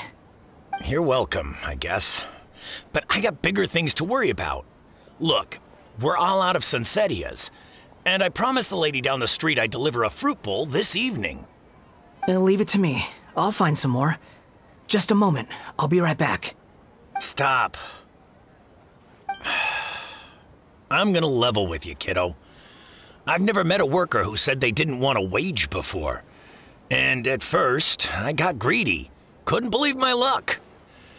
But I figured you'd start asking for something in return eventually. You don't want money. You don't take days off. And in your free time, all I see you do is wander around, taking in the sights. Are you a drifter or something? That's right, I am. We can talk more about that later. First, let me get those fruits you needed. Sunsettias, was it? I'll be right back. Hey, what do we do now?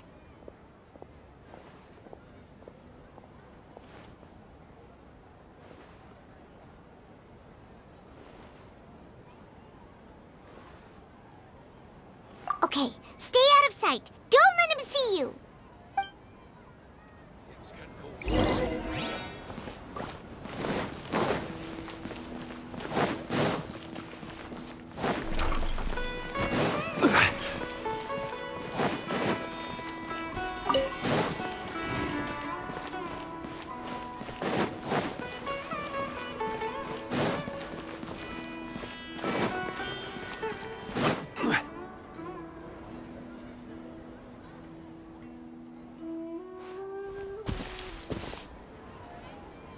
Yeah, this'll do. Even though you say he's the balladeer, what are we planning on doing? Stealing his Sunsettias? Isn't that a bit too cruel? Oh, all right. This should be enough. Guess I should wash them before I take them back.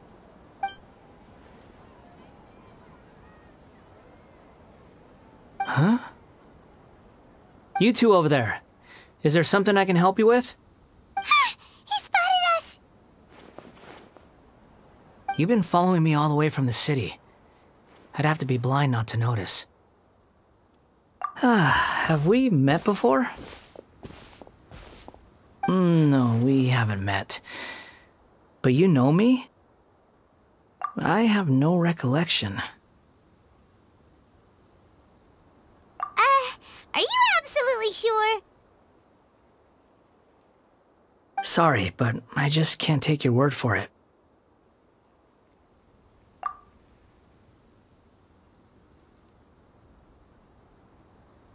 A puppet? What makes you think that? Huh?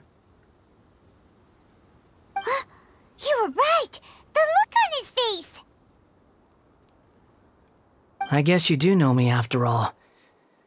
That is not something I share with a lot of people. Look, I'm just a wanderer. But seeing as you've gone through all this trouble to track me down, I'm sure whatever it is must be important. Okay, but please let me deliver these goods to my boss first. Are you really working for that guy? He said you don't want any more for it. Is that true?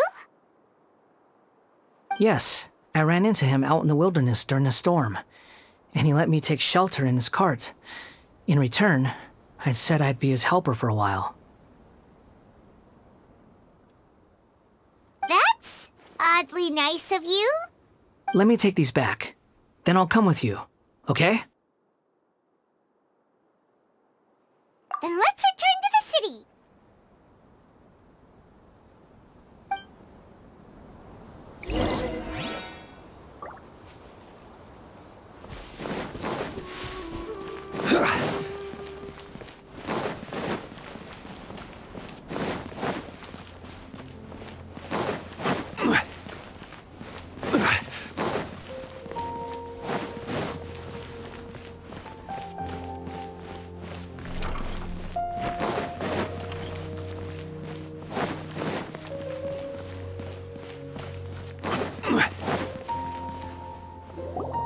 Here you go, boss. I'll leave them right here. Oh, you really went and picked some more. Who are these two? Something's come up, and they need to borrow me. Sorry, boss. I'm afraid I'll be away from the stall for a while. I was just about to pay you anyway. Go wherever you want, kid. Don't waste your time here. What? I get it, okay? You just wanted to help me out, to thank me for giving you shelter from the rain that day. Even then, I don't understand why you're so adamant that you don't want any pay for it. But look, it was pouring down, and there you were, sauntering along without a care in the world, like you had nowhere to be and didn't even care that it was raining. Imagine you were me for a second. It's a little weird, right? Why is this guy traveling during a rainstorm if he's not trying to get somewhere? And why is he taking a shortcut through the open country if he's not even in a hurry? But anyway, taking you in didn't put me out even slightly. You don't owe me a thing for it. Certainly not all this. Your time is valuable. You know, you should go live your life. But I don't...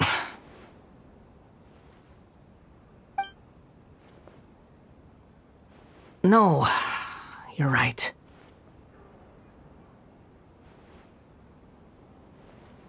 Then I suppose this is where we say goodbye. Thank you again for taking me into the city. Don't mention it, kiddo. I've run into all kinds of characters over the years. I just hope you find your path. Thank you.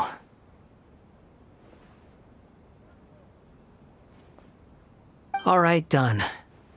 Thanks for waiting for me. We can go now.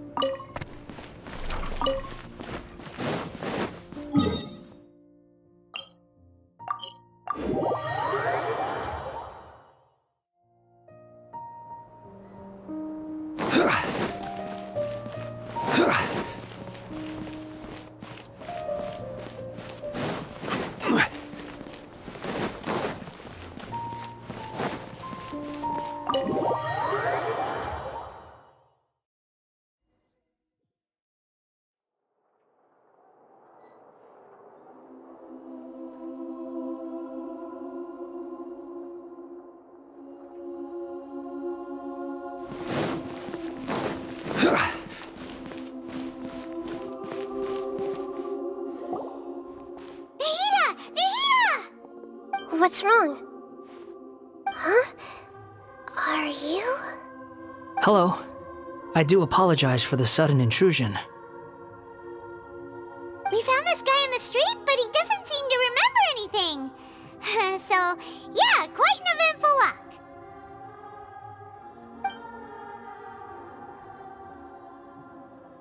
You say that you are trekking across Teyvat to train yourself.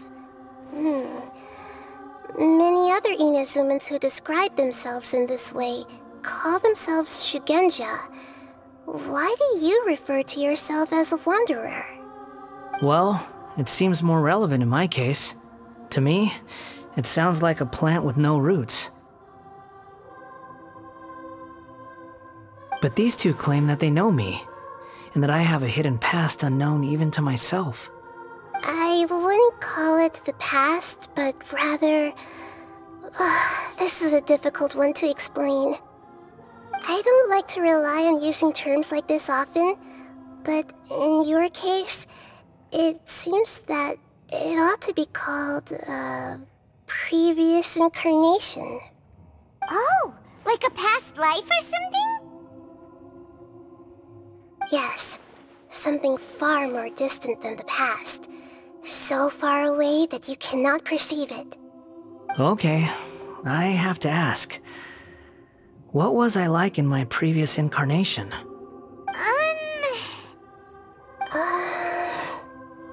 Oh, okay. I see. You want to tell me, but you can't bring yourselves to say it. Looks like I didn't have the most wonderful existence in my previous incarnation.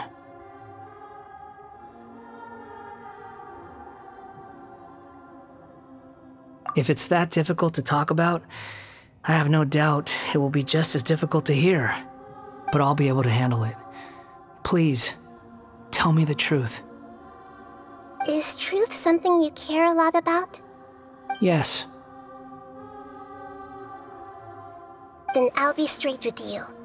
In your previous incarnation, you did many things that would be considered evil. You nearly died because of what other people did, and many died because of you. As a non-human being, you hated gods and humans alike. You drifted from place to place, never able to settle, even where you found status and identity. You adamantly believed that you were missing a heart. Actions rooted in persistence sometimes bear bitter fruit. Sometimes, you have to let parts of yourself go, or you'll never be happy.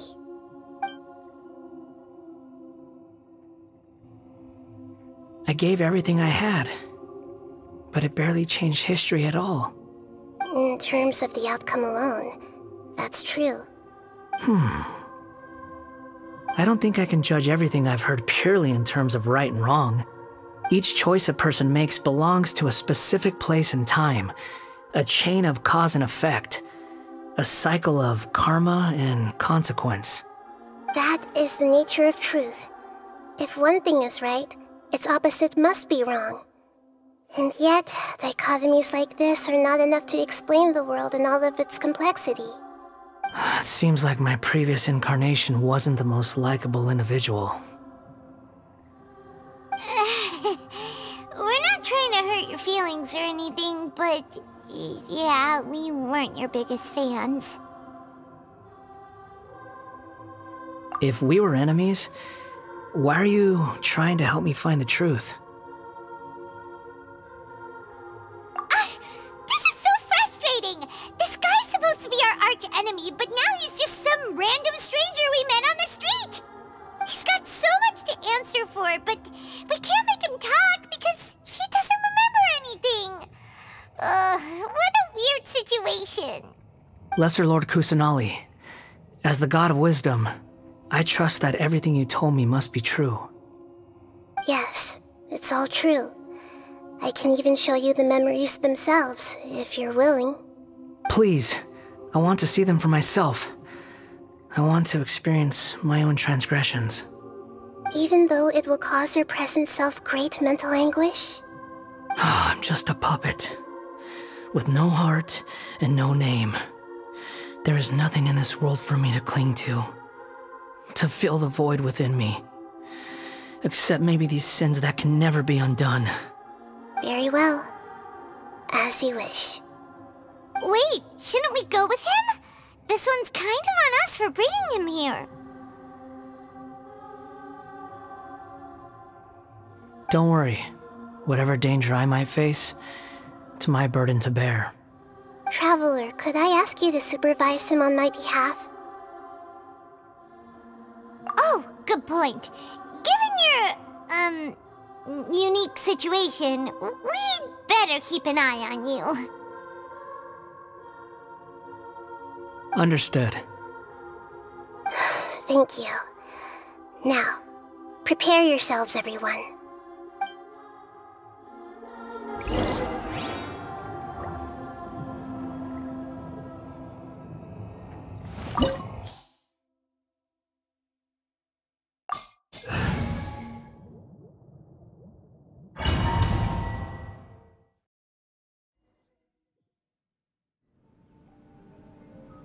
This looks like Inazuma. Right now, you're in a dream I created using information extracted from your memories. These memories will show you the raw truth, but be aware that enemies may react just like in the real world. Please be careful. Sounds like an immersive experience. It's a good thing we came along. You don't need to do this for me. I don't deserve your protection. We never give up halfway. Well, we had to once, but that was your doing.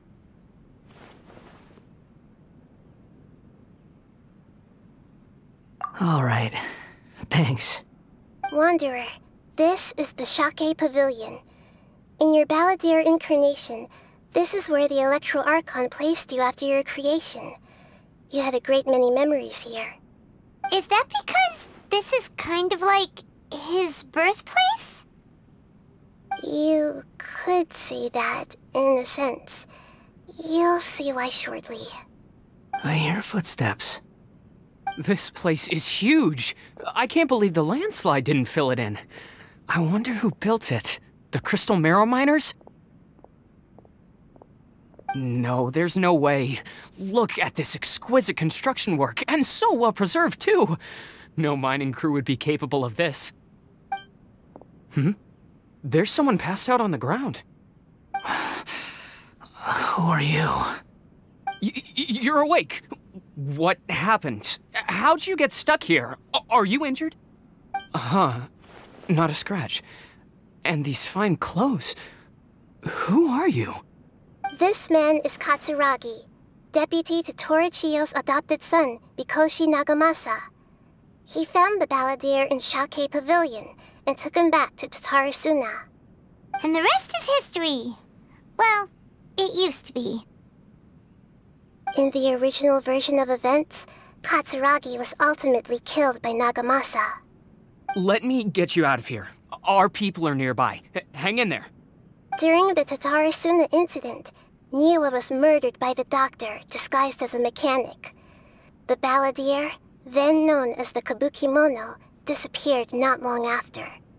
As the second-in-command at Tatarasuna, responsibility for what had happened fell to Mikoshi Nagamasa. But Katsuragi had sworn lifelong loyalty to Nagamasa after the latter had once saved his life. At Katsuragi's insistence, Nagamasa killed him to put an end to the Tatarasuna incident. Katsuragi seems like he was a good guy. He looks like a warrior, but he has a kind face. Why couldn't he live a long and happy life?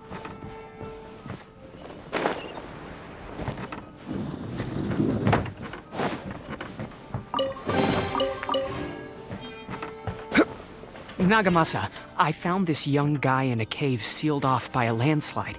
He doesn't remember his name. Well, we need to call you something. I hear the workers are calling you the Kabukimono.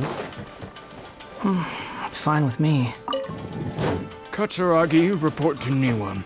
Tell him we have someone new joining us.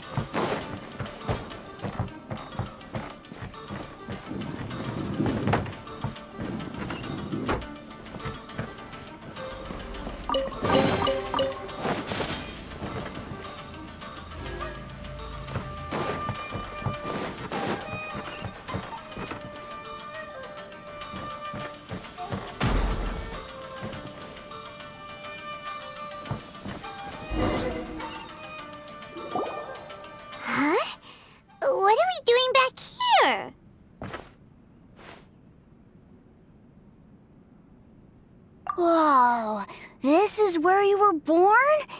It's pretty, but there's nobody here.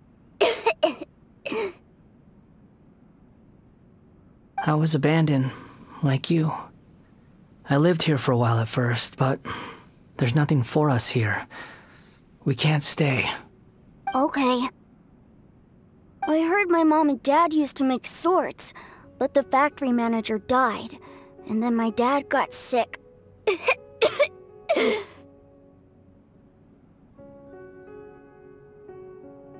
He kept coughing all the time, just like me. Then Mom started coughing too. But you can't. You promised me. Yup, we're family now. We're gonna be together forever and ever. This child didn't have a name. Or rather, the balladeer didn't know what to call him. His father died before he could name him. After his mother died, the child stayed in their straw hut alone. Some of the neighbors helped to raise him.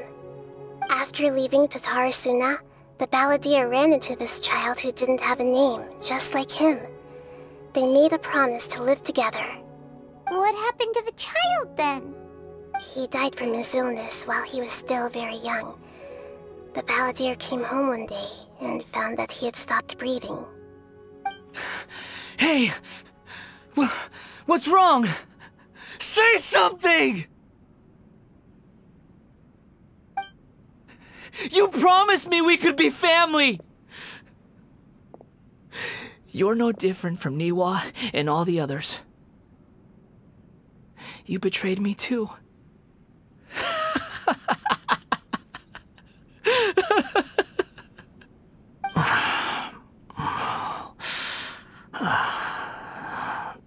The voices have gone. It looks like the memory ends here. Let's keep going.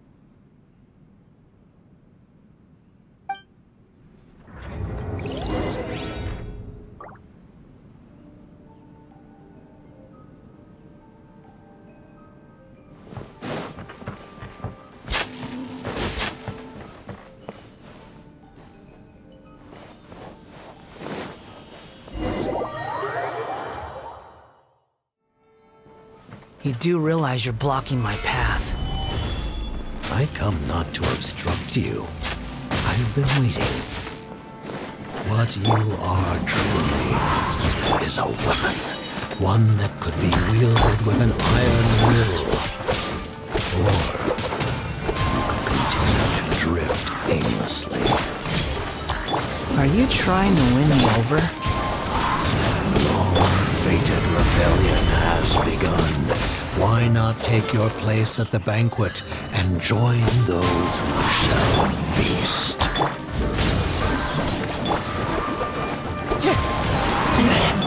This may turn Time to fulfill my duty. Futile! My duty at an end.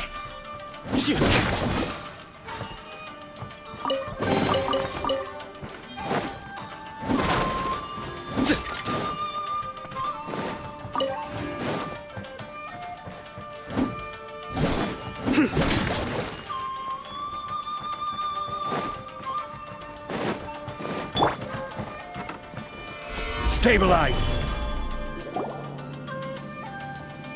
This place is dark. Paimon knows this place. It's the Delusion Factory in Inazuma. In the original version of events, the Traveler once encountered the balladeer here. Such a creepy atmosphere. And so familiar.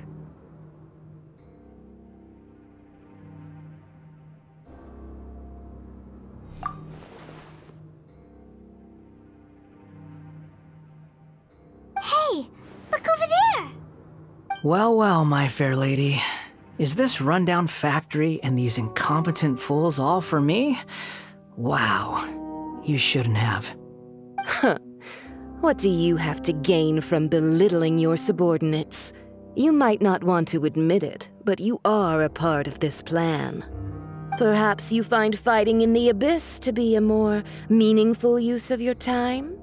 Oh, but of course, even this pales in comparison to being experimented on by the doctor. What a sharp tongue you have. Funny how negotiating never seems to be your strong suit.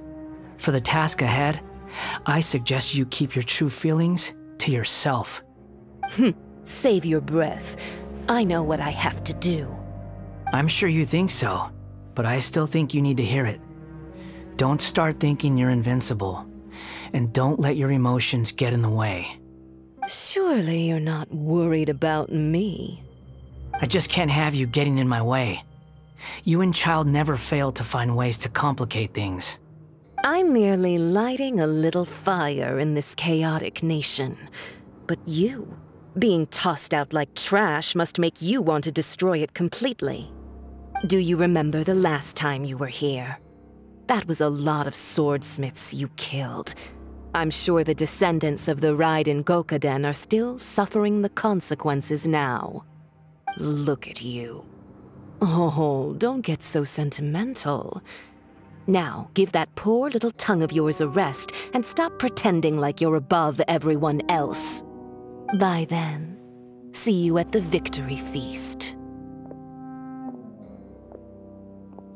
Poor little tongue? She's playing with fire talking to me like that. Who does she think she is? Forget it. Someone might find me here any minute now. I should prepare to give them a warm welcome.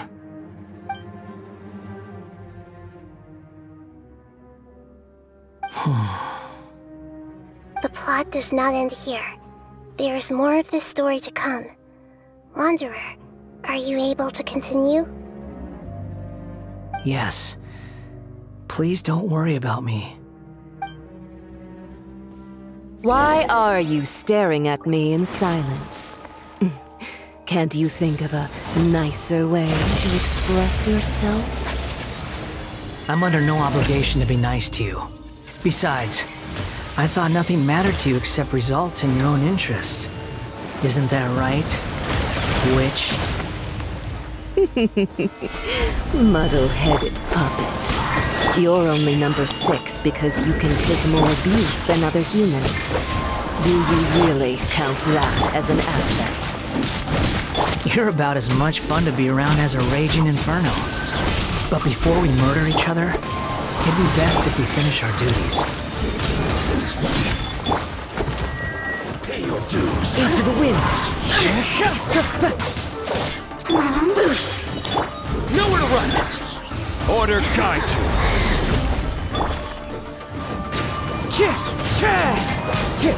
This might hurt a little.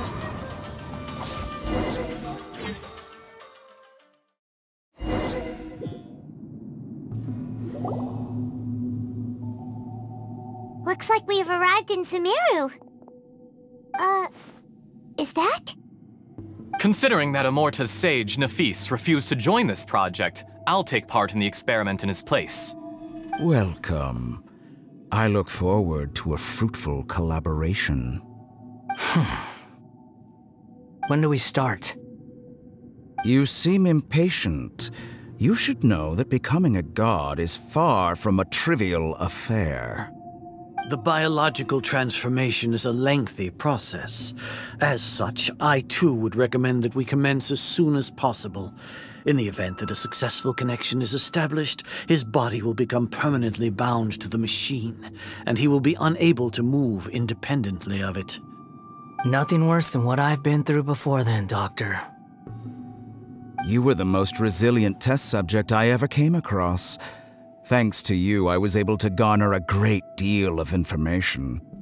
Alas, after that, you were under orders to remain in the abyss.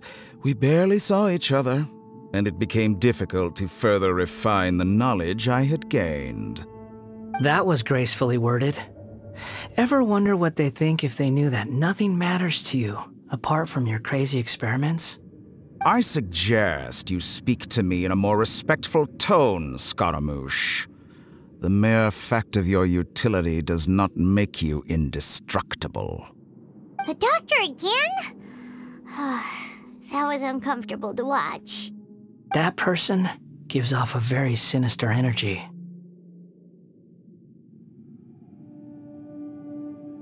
It's normal for him to give you the creeps. He scares the bejeebers out of Paimon. Let's move on.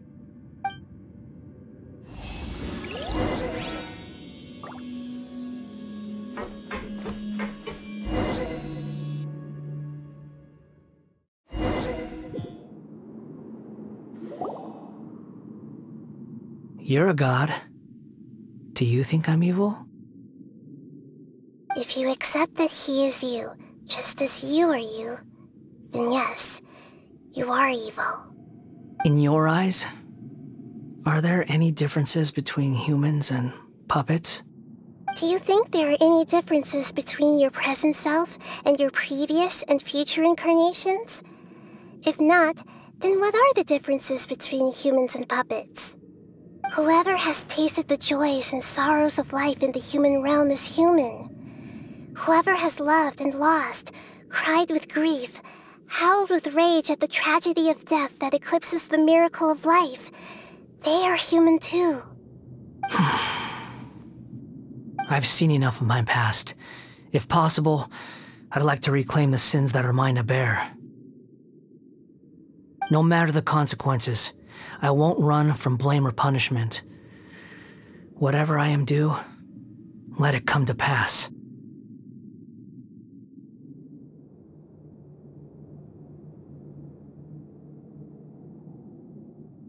Can you return my memories to me? Huh? But won't that mean you'll lose your current identity? I've always believed that human lives follow a set of rules, with each person being a collection of past experiences. As a puppet living in a human world, my life is subject to the same rules. Regaining your memories means reverting completely to your previous incarnation. All the emotions that you discarded will return to you. Are you sure you want to do this? I've lived with a void in my chest my whole life. My creator didn't need me. And ever since I awoke, I've just drifted from one place to the next. But then I met you, and I finally realized that reclaiming my missing sins might be my one opportunity to become my true self.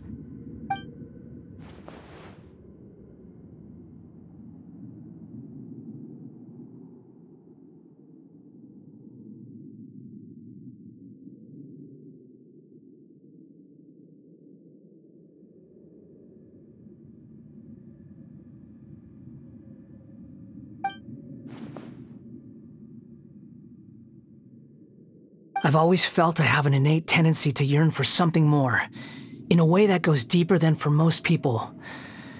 But for all my soul-searching as a Shugenja, I've never fully understood it. Looking at it now, it seems that I brought this curse upon myself.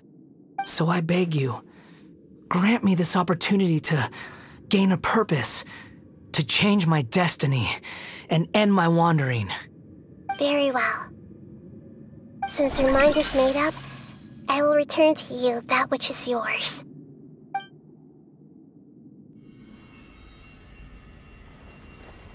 You have made your decision. Now, take this.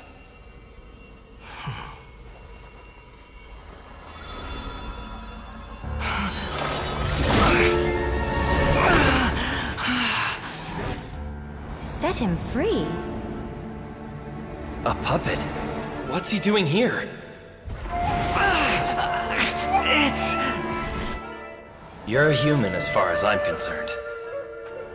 Everyone's here. Wonderful. What a fine blade. Nagamasa will be thrilled. This is my...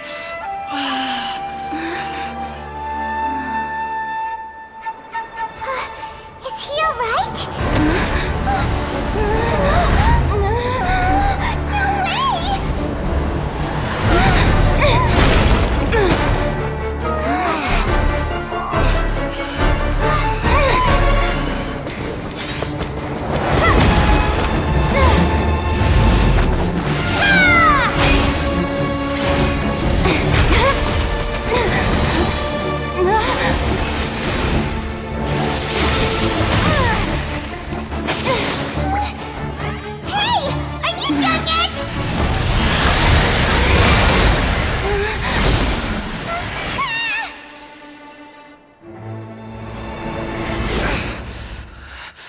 All worthless dross will be purged.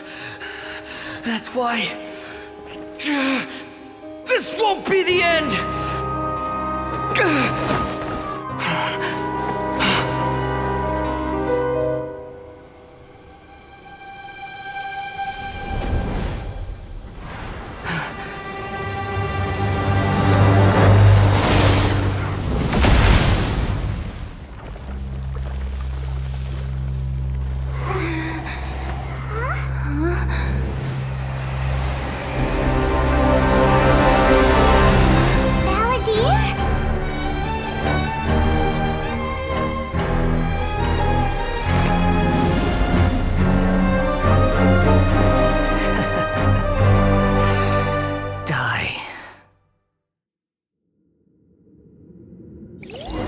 This is trying my patience. Have you got all your memories back now? Got any more questions?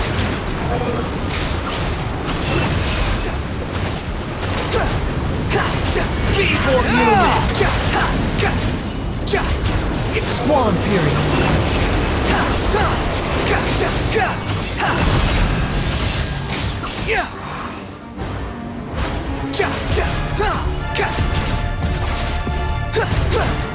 Behold! At my command, you shall fall!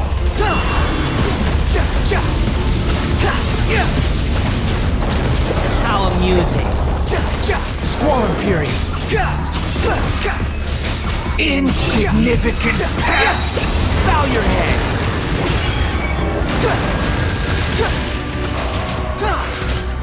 Quick follow! That's far enough! My endless cycle begins! You're dead!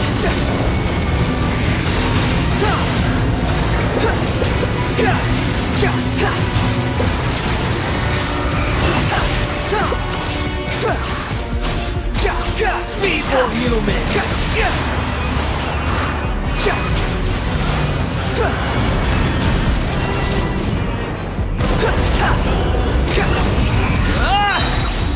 Know your place!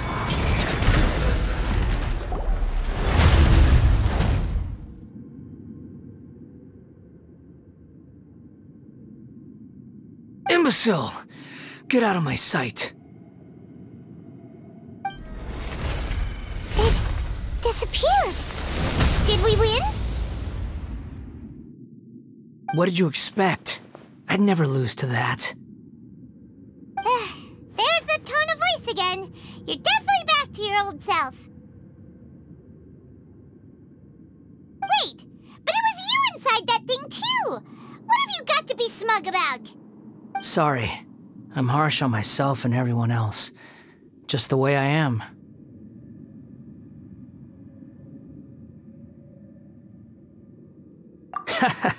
You sound like you're concerned about me.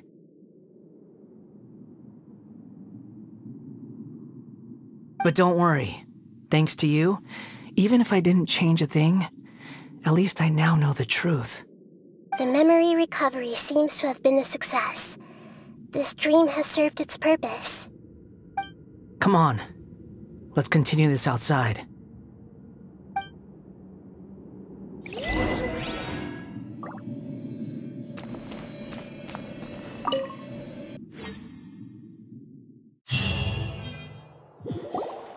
Welcome back, Traveler, Paimon, Balladeer. It feels like we just went on a really long journey. Paimon's exhausted. You don't like being addressed by that name? It's fine. But I was just thinking, I should probably change it. After learning about everything the doctor did, there's no way I can carry on using a name connected to him. I'm not planning on returning to the Fatui, and they wouldn't take me back anyway. Recent events will have affected a lot of people, and they might not even remember who the 6th is. So, you're quitting the Fatui for good?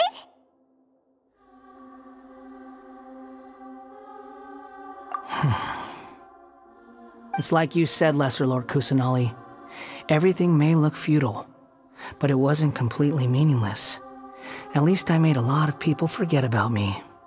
But that doesn't mean your own past has disappeared. Of course. And your main goal, for which you gave up everything you had, you weren't able to achieve it. I hope you can see and understand that. Changing the world, changing the past, changing the fates of other people, these are not simple things to accomplish. What you are looking for is complete annihilation. But this is just a fantasy. Even if the Balladeer is removed from existence, the world will not heed your will. Indeed. How ridiculous. Do you regret doing all that when you've gotten so little in return? Even if I'm completely worthless, there's nothing in the world worth regretting. Lesser Lord Kusanali, you purposely left that information in Irminsul, didn't you? Yes, and I took pains to make sure that you'd acquire that information naturally. Why would you go to such lengths? You trying to win me over too? In all honesty, your past experiences have made you a useful asset to Sumeru and to me. Winning you over was indeed a part of my plan. But before that, I wanted to tell you the truth about your past. If all I wanted to do was use you, then I'd be no different from the doctor. Very clever. I guess you could say that's one of my virtues. Utility to others is what gives me worth. So if embracing my sins is what it takes to make me useful again, so be it.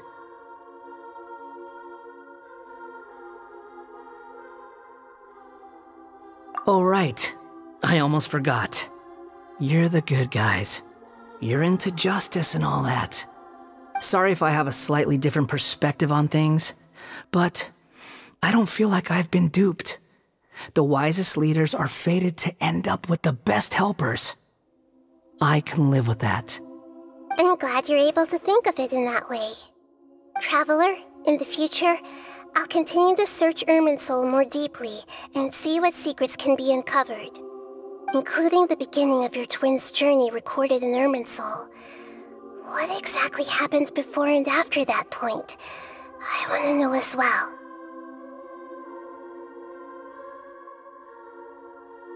I will try. Traveler. After I dove into the information torrent in Irminsul, why did you go to Inazuma? So that's how you found out whose fate had changed. And how? Well, whatever your reasons, you did me a favor, and I'll do everything I can to pay it back. Borrowing and returning are the only real relationships between individuals. I'll balance the books one day. Don't you worry. That's not true. A relationship between two people is not simply a ledger that can be reset to zero. I think deep down you realize this. People who show up in your life don't just evaporate like water drops and leave nothing behind. There is no such thing as balancing the books. Some things in this world can never be brought back, and they can never be changed, which is why there is emotion in the human world. Everything that you feel is real and lasting, and whatever is missing in you will not be made whole. To be human is to live with imperfections. You can choose whether or not you want to be human. But humans can't live without a heart, can they? Anyway, I gave up trying to become a human a long time ago. You understand what pain is perfectly well, even without a heart. You're just bearing your feelings. The past is set in stone, but you can keep moving on. And the longer your future lasts, the shorter your past will become, until one day, it is but a tiny fraction of your life. Sounds like you've got a future planned out for me.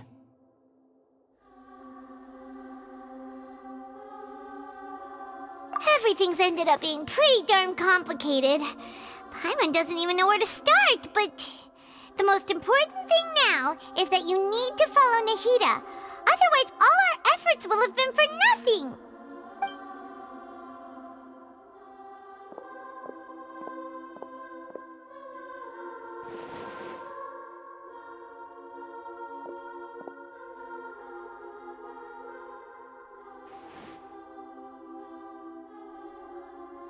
Then I guess I'll be helping you from behind the scenes from now on. I'm glad that you've accepted our proposal. Why don't you choose a new name to celebrate? Ooh, ooh, ooh! Paimon wants to pick an ugly nickname for you, too! Why? Because Paimon still doesn't like you that much. Then I hope we don't see much of each other in the future. A name is life's first gift. You didn't say it out loud, but I know that's what you're thinking. The Traveler and Paimon have helped you a lot. If you can't decide on a new name, maybe you can ask them for ideas. No! Paimon only does nicknames! If it's a serious name you're after, it's all yours.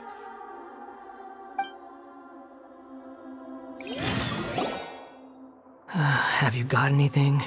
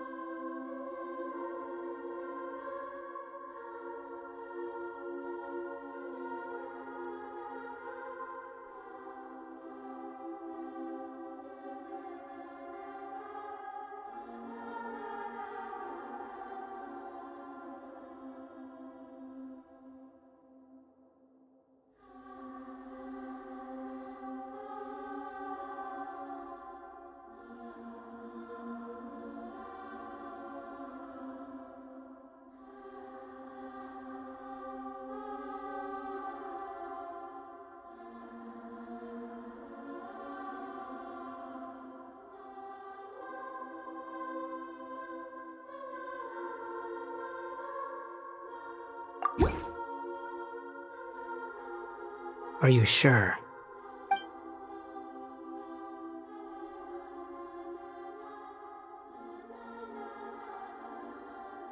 Oh, all right.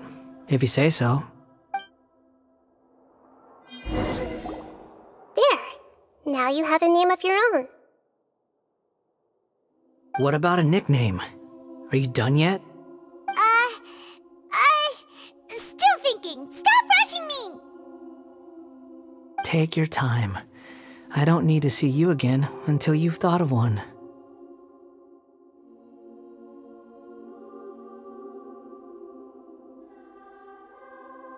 Everyone who manipulated me and made me suffer will have to pay the price. You mean the Fatui? The doctor, at least. Now that your stance has changed, I believe your future path will change accordingly. But it won't be immediate. You still need some time to compose yourself. One more thing. There are still some descendants of the Raiden Gokuden living in Inazuma. Some of them know. Well, they ought to know about the connection between Raiden Gokuden and myself. I don't plan to leave Sumeru for the time being. If you see them in Inazuma, please tell them that I was the one responsible for the Raiden Gokuden's downfall.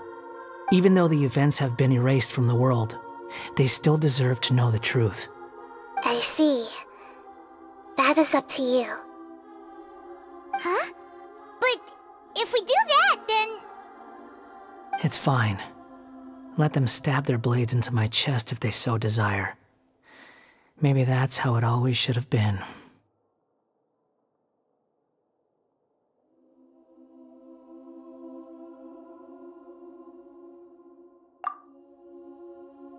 What's that look for? Don't make that face. I know what I'm doing. That day will come. Alright, we're done here. Goodbye, wise deity. And you too. He's gone. What he went through today would have been like living an entire lifetime in an instant. He'll need some time to calm down. Yeah, true. But even so, after everything that's happened, he doesn't seem quite as fierce anymore.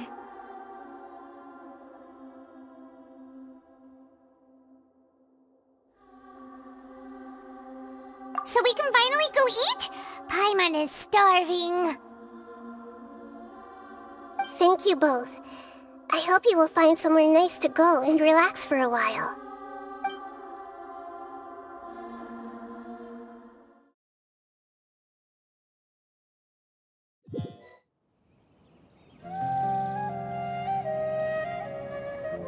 I've got it! I can end my novel with some words from Mikoshi Nagamasa. You mean because everyone else in the story is dead? Yeah, I heard that Mikoshi Nagamasa died at a ripe old age. He's the perfect fit to be the narrator of the epilogue.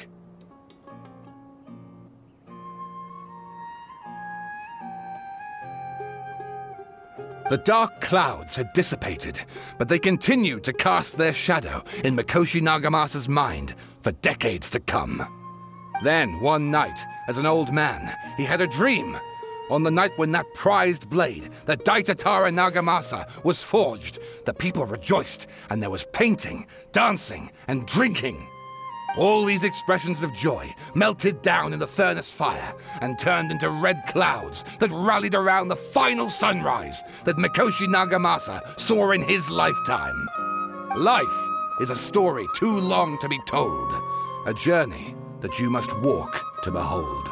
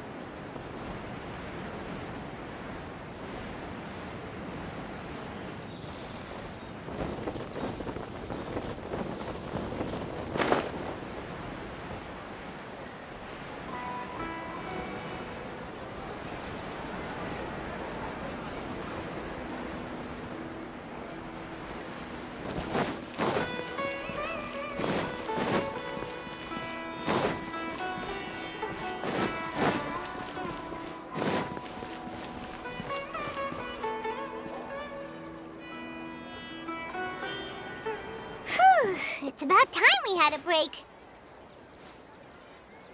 As soon as you stop, all the tiredness and hunger comes rushing back.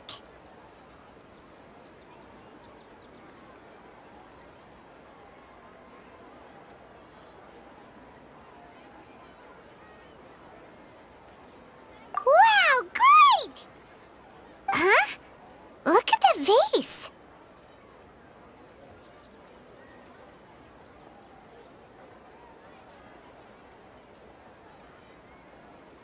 Did someone break it while they were cleaning the room or something?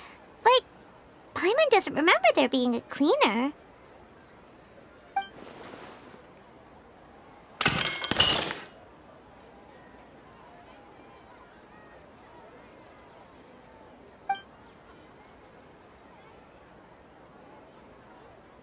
You sound lost and confused. I know why you are troubled. Any who knew of this would find their mind overwhelmed. Huh? Is there someone here talking to us? Unfortunately, the fate of Tevat cannot easily be changed. Perhaps a god may have a slim chance, but for anyone else, who can say? When a small animal runs into a tree trunk, though the tree may sway, it is not displaced. The same is true of fate. Like a vase that falls to the ground, Whether it is broken by a cat or by a bird, the result is still a broken vase, is it not? Who are you? How do you know about all this? History does not change easily, but human hearts can. Believe your own eyes. Only that which you see is true. What is unseen is but an illusion.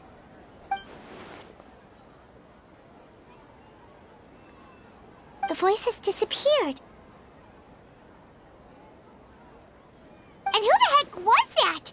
And what were they doing coming out of nowhere and saying all that scary stuff?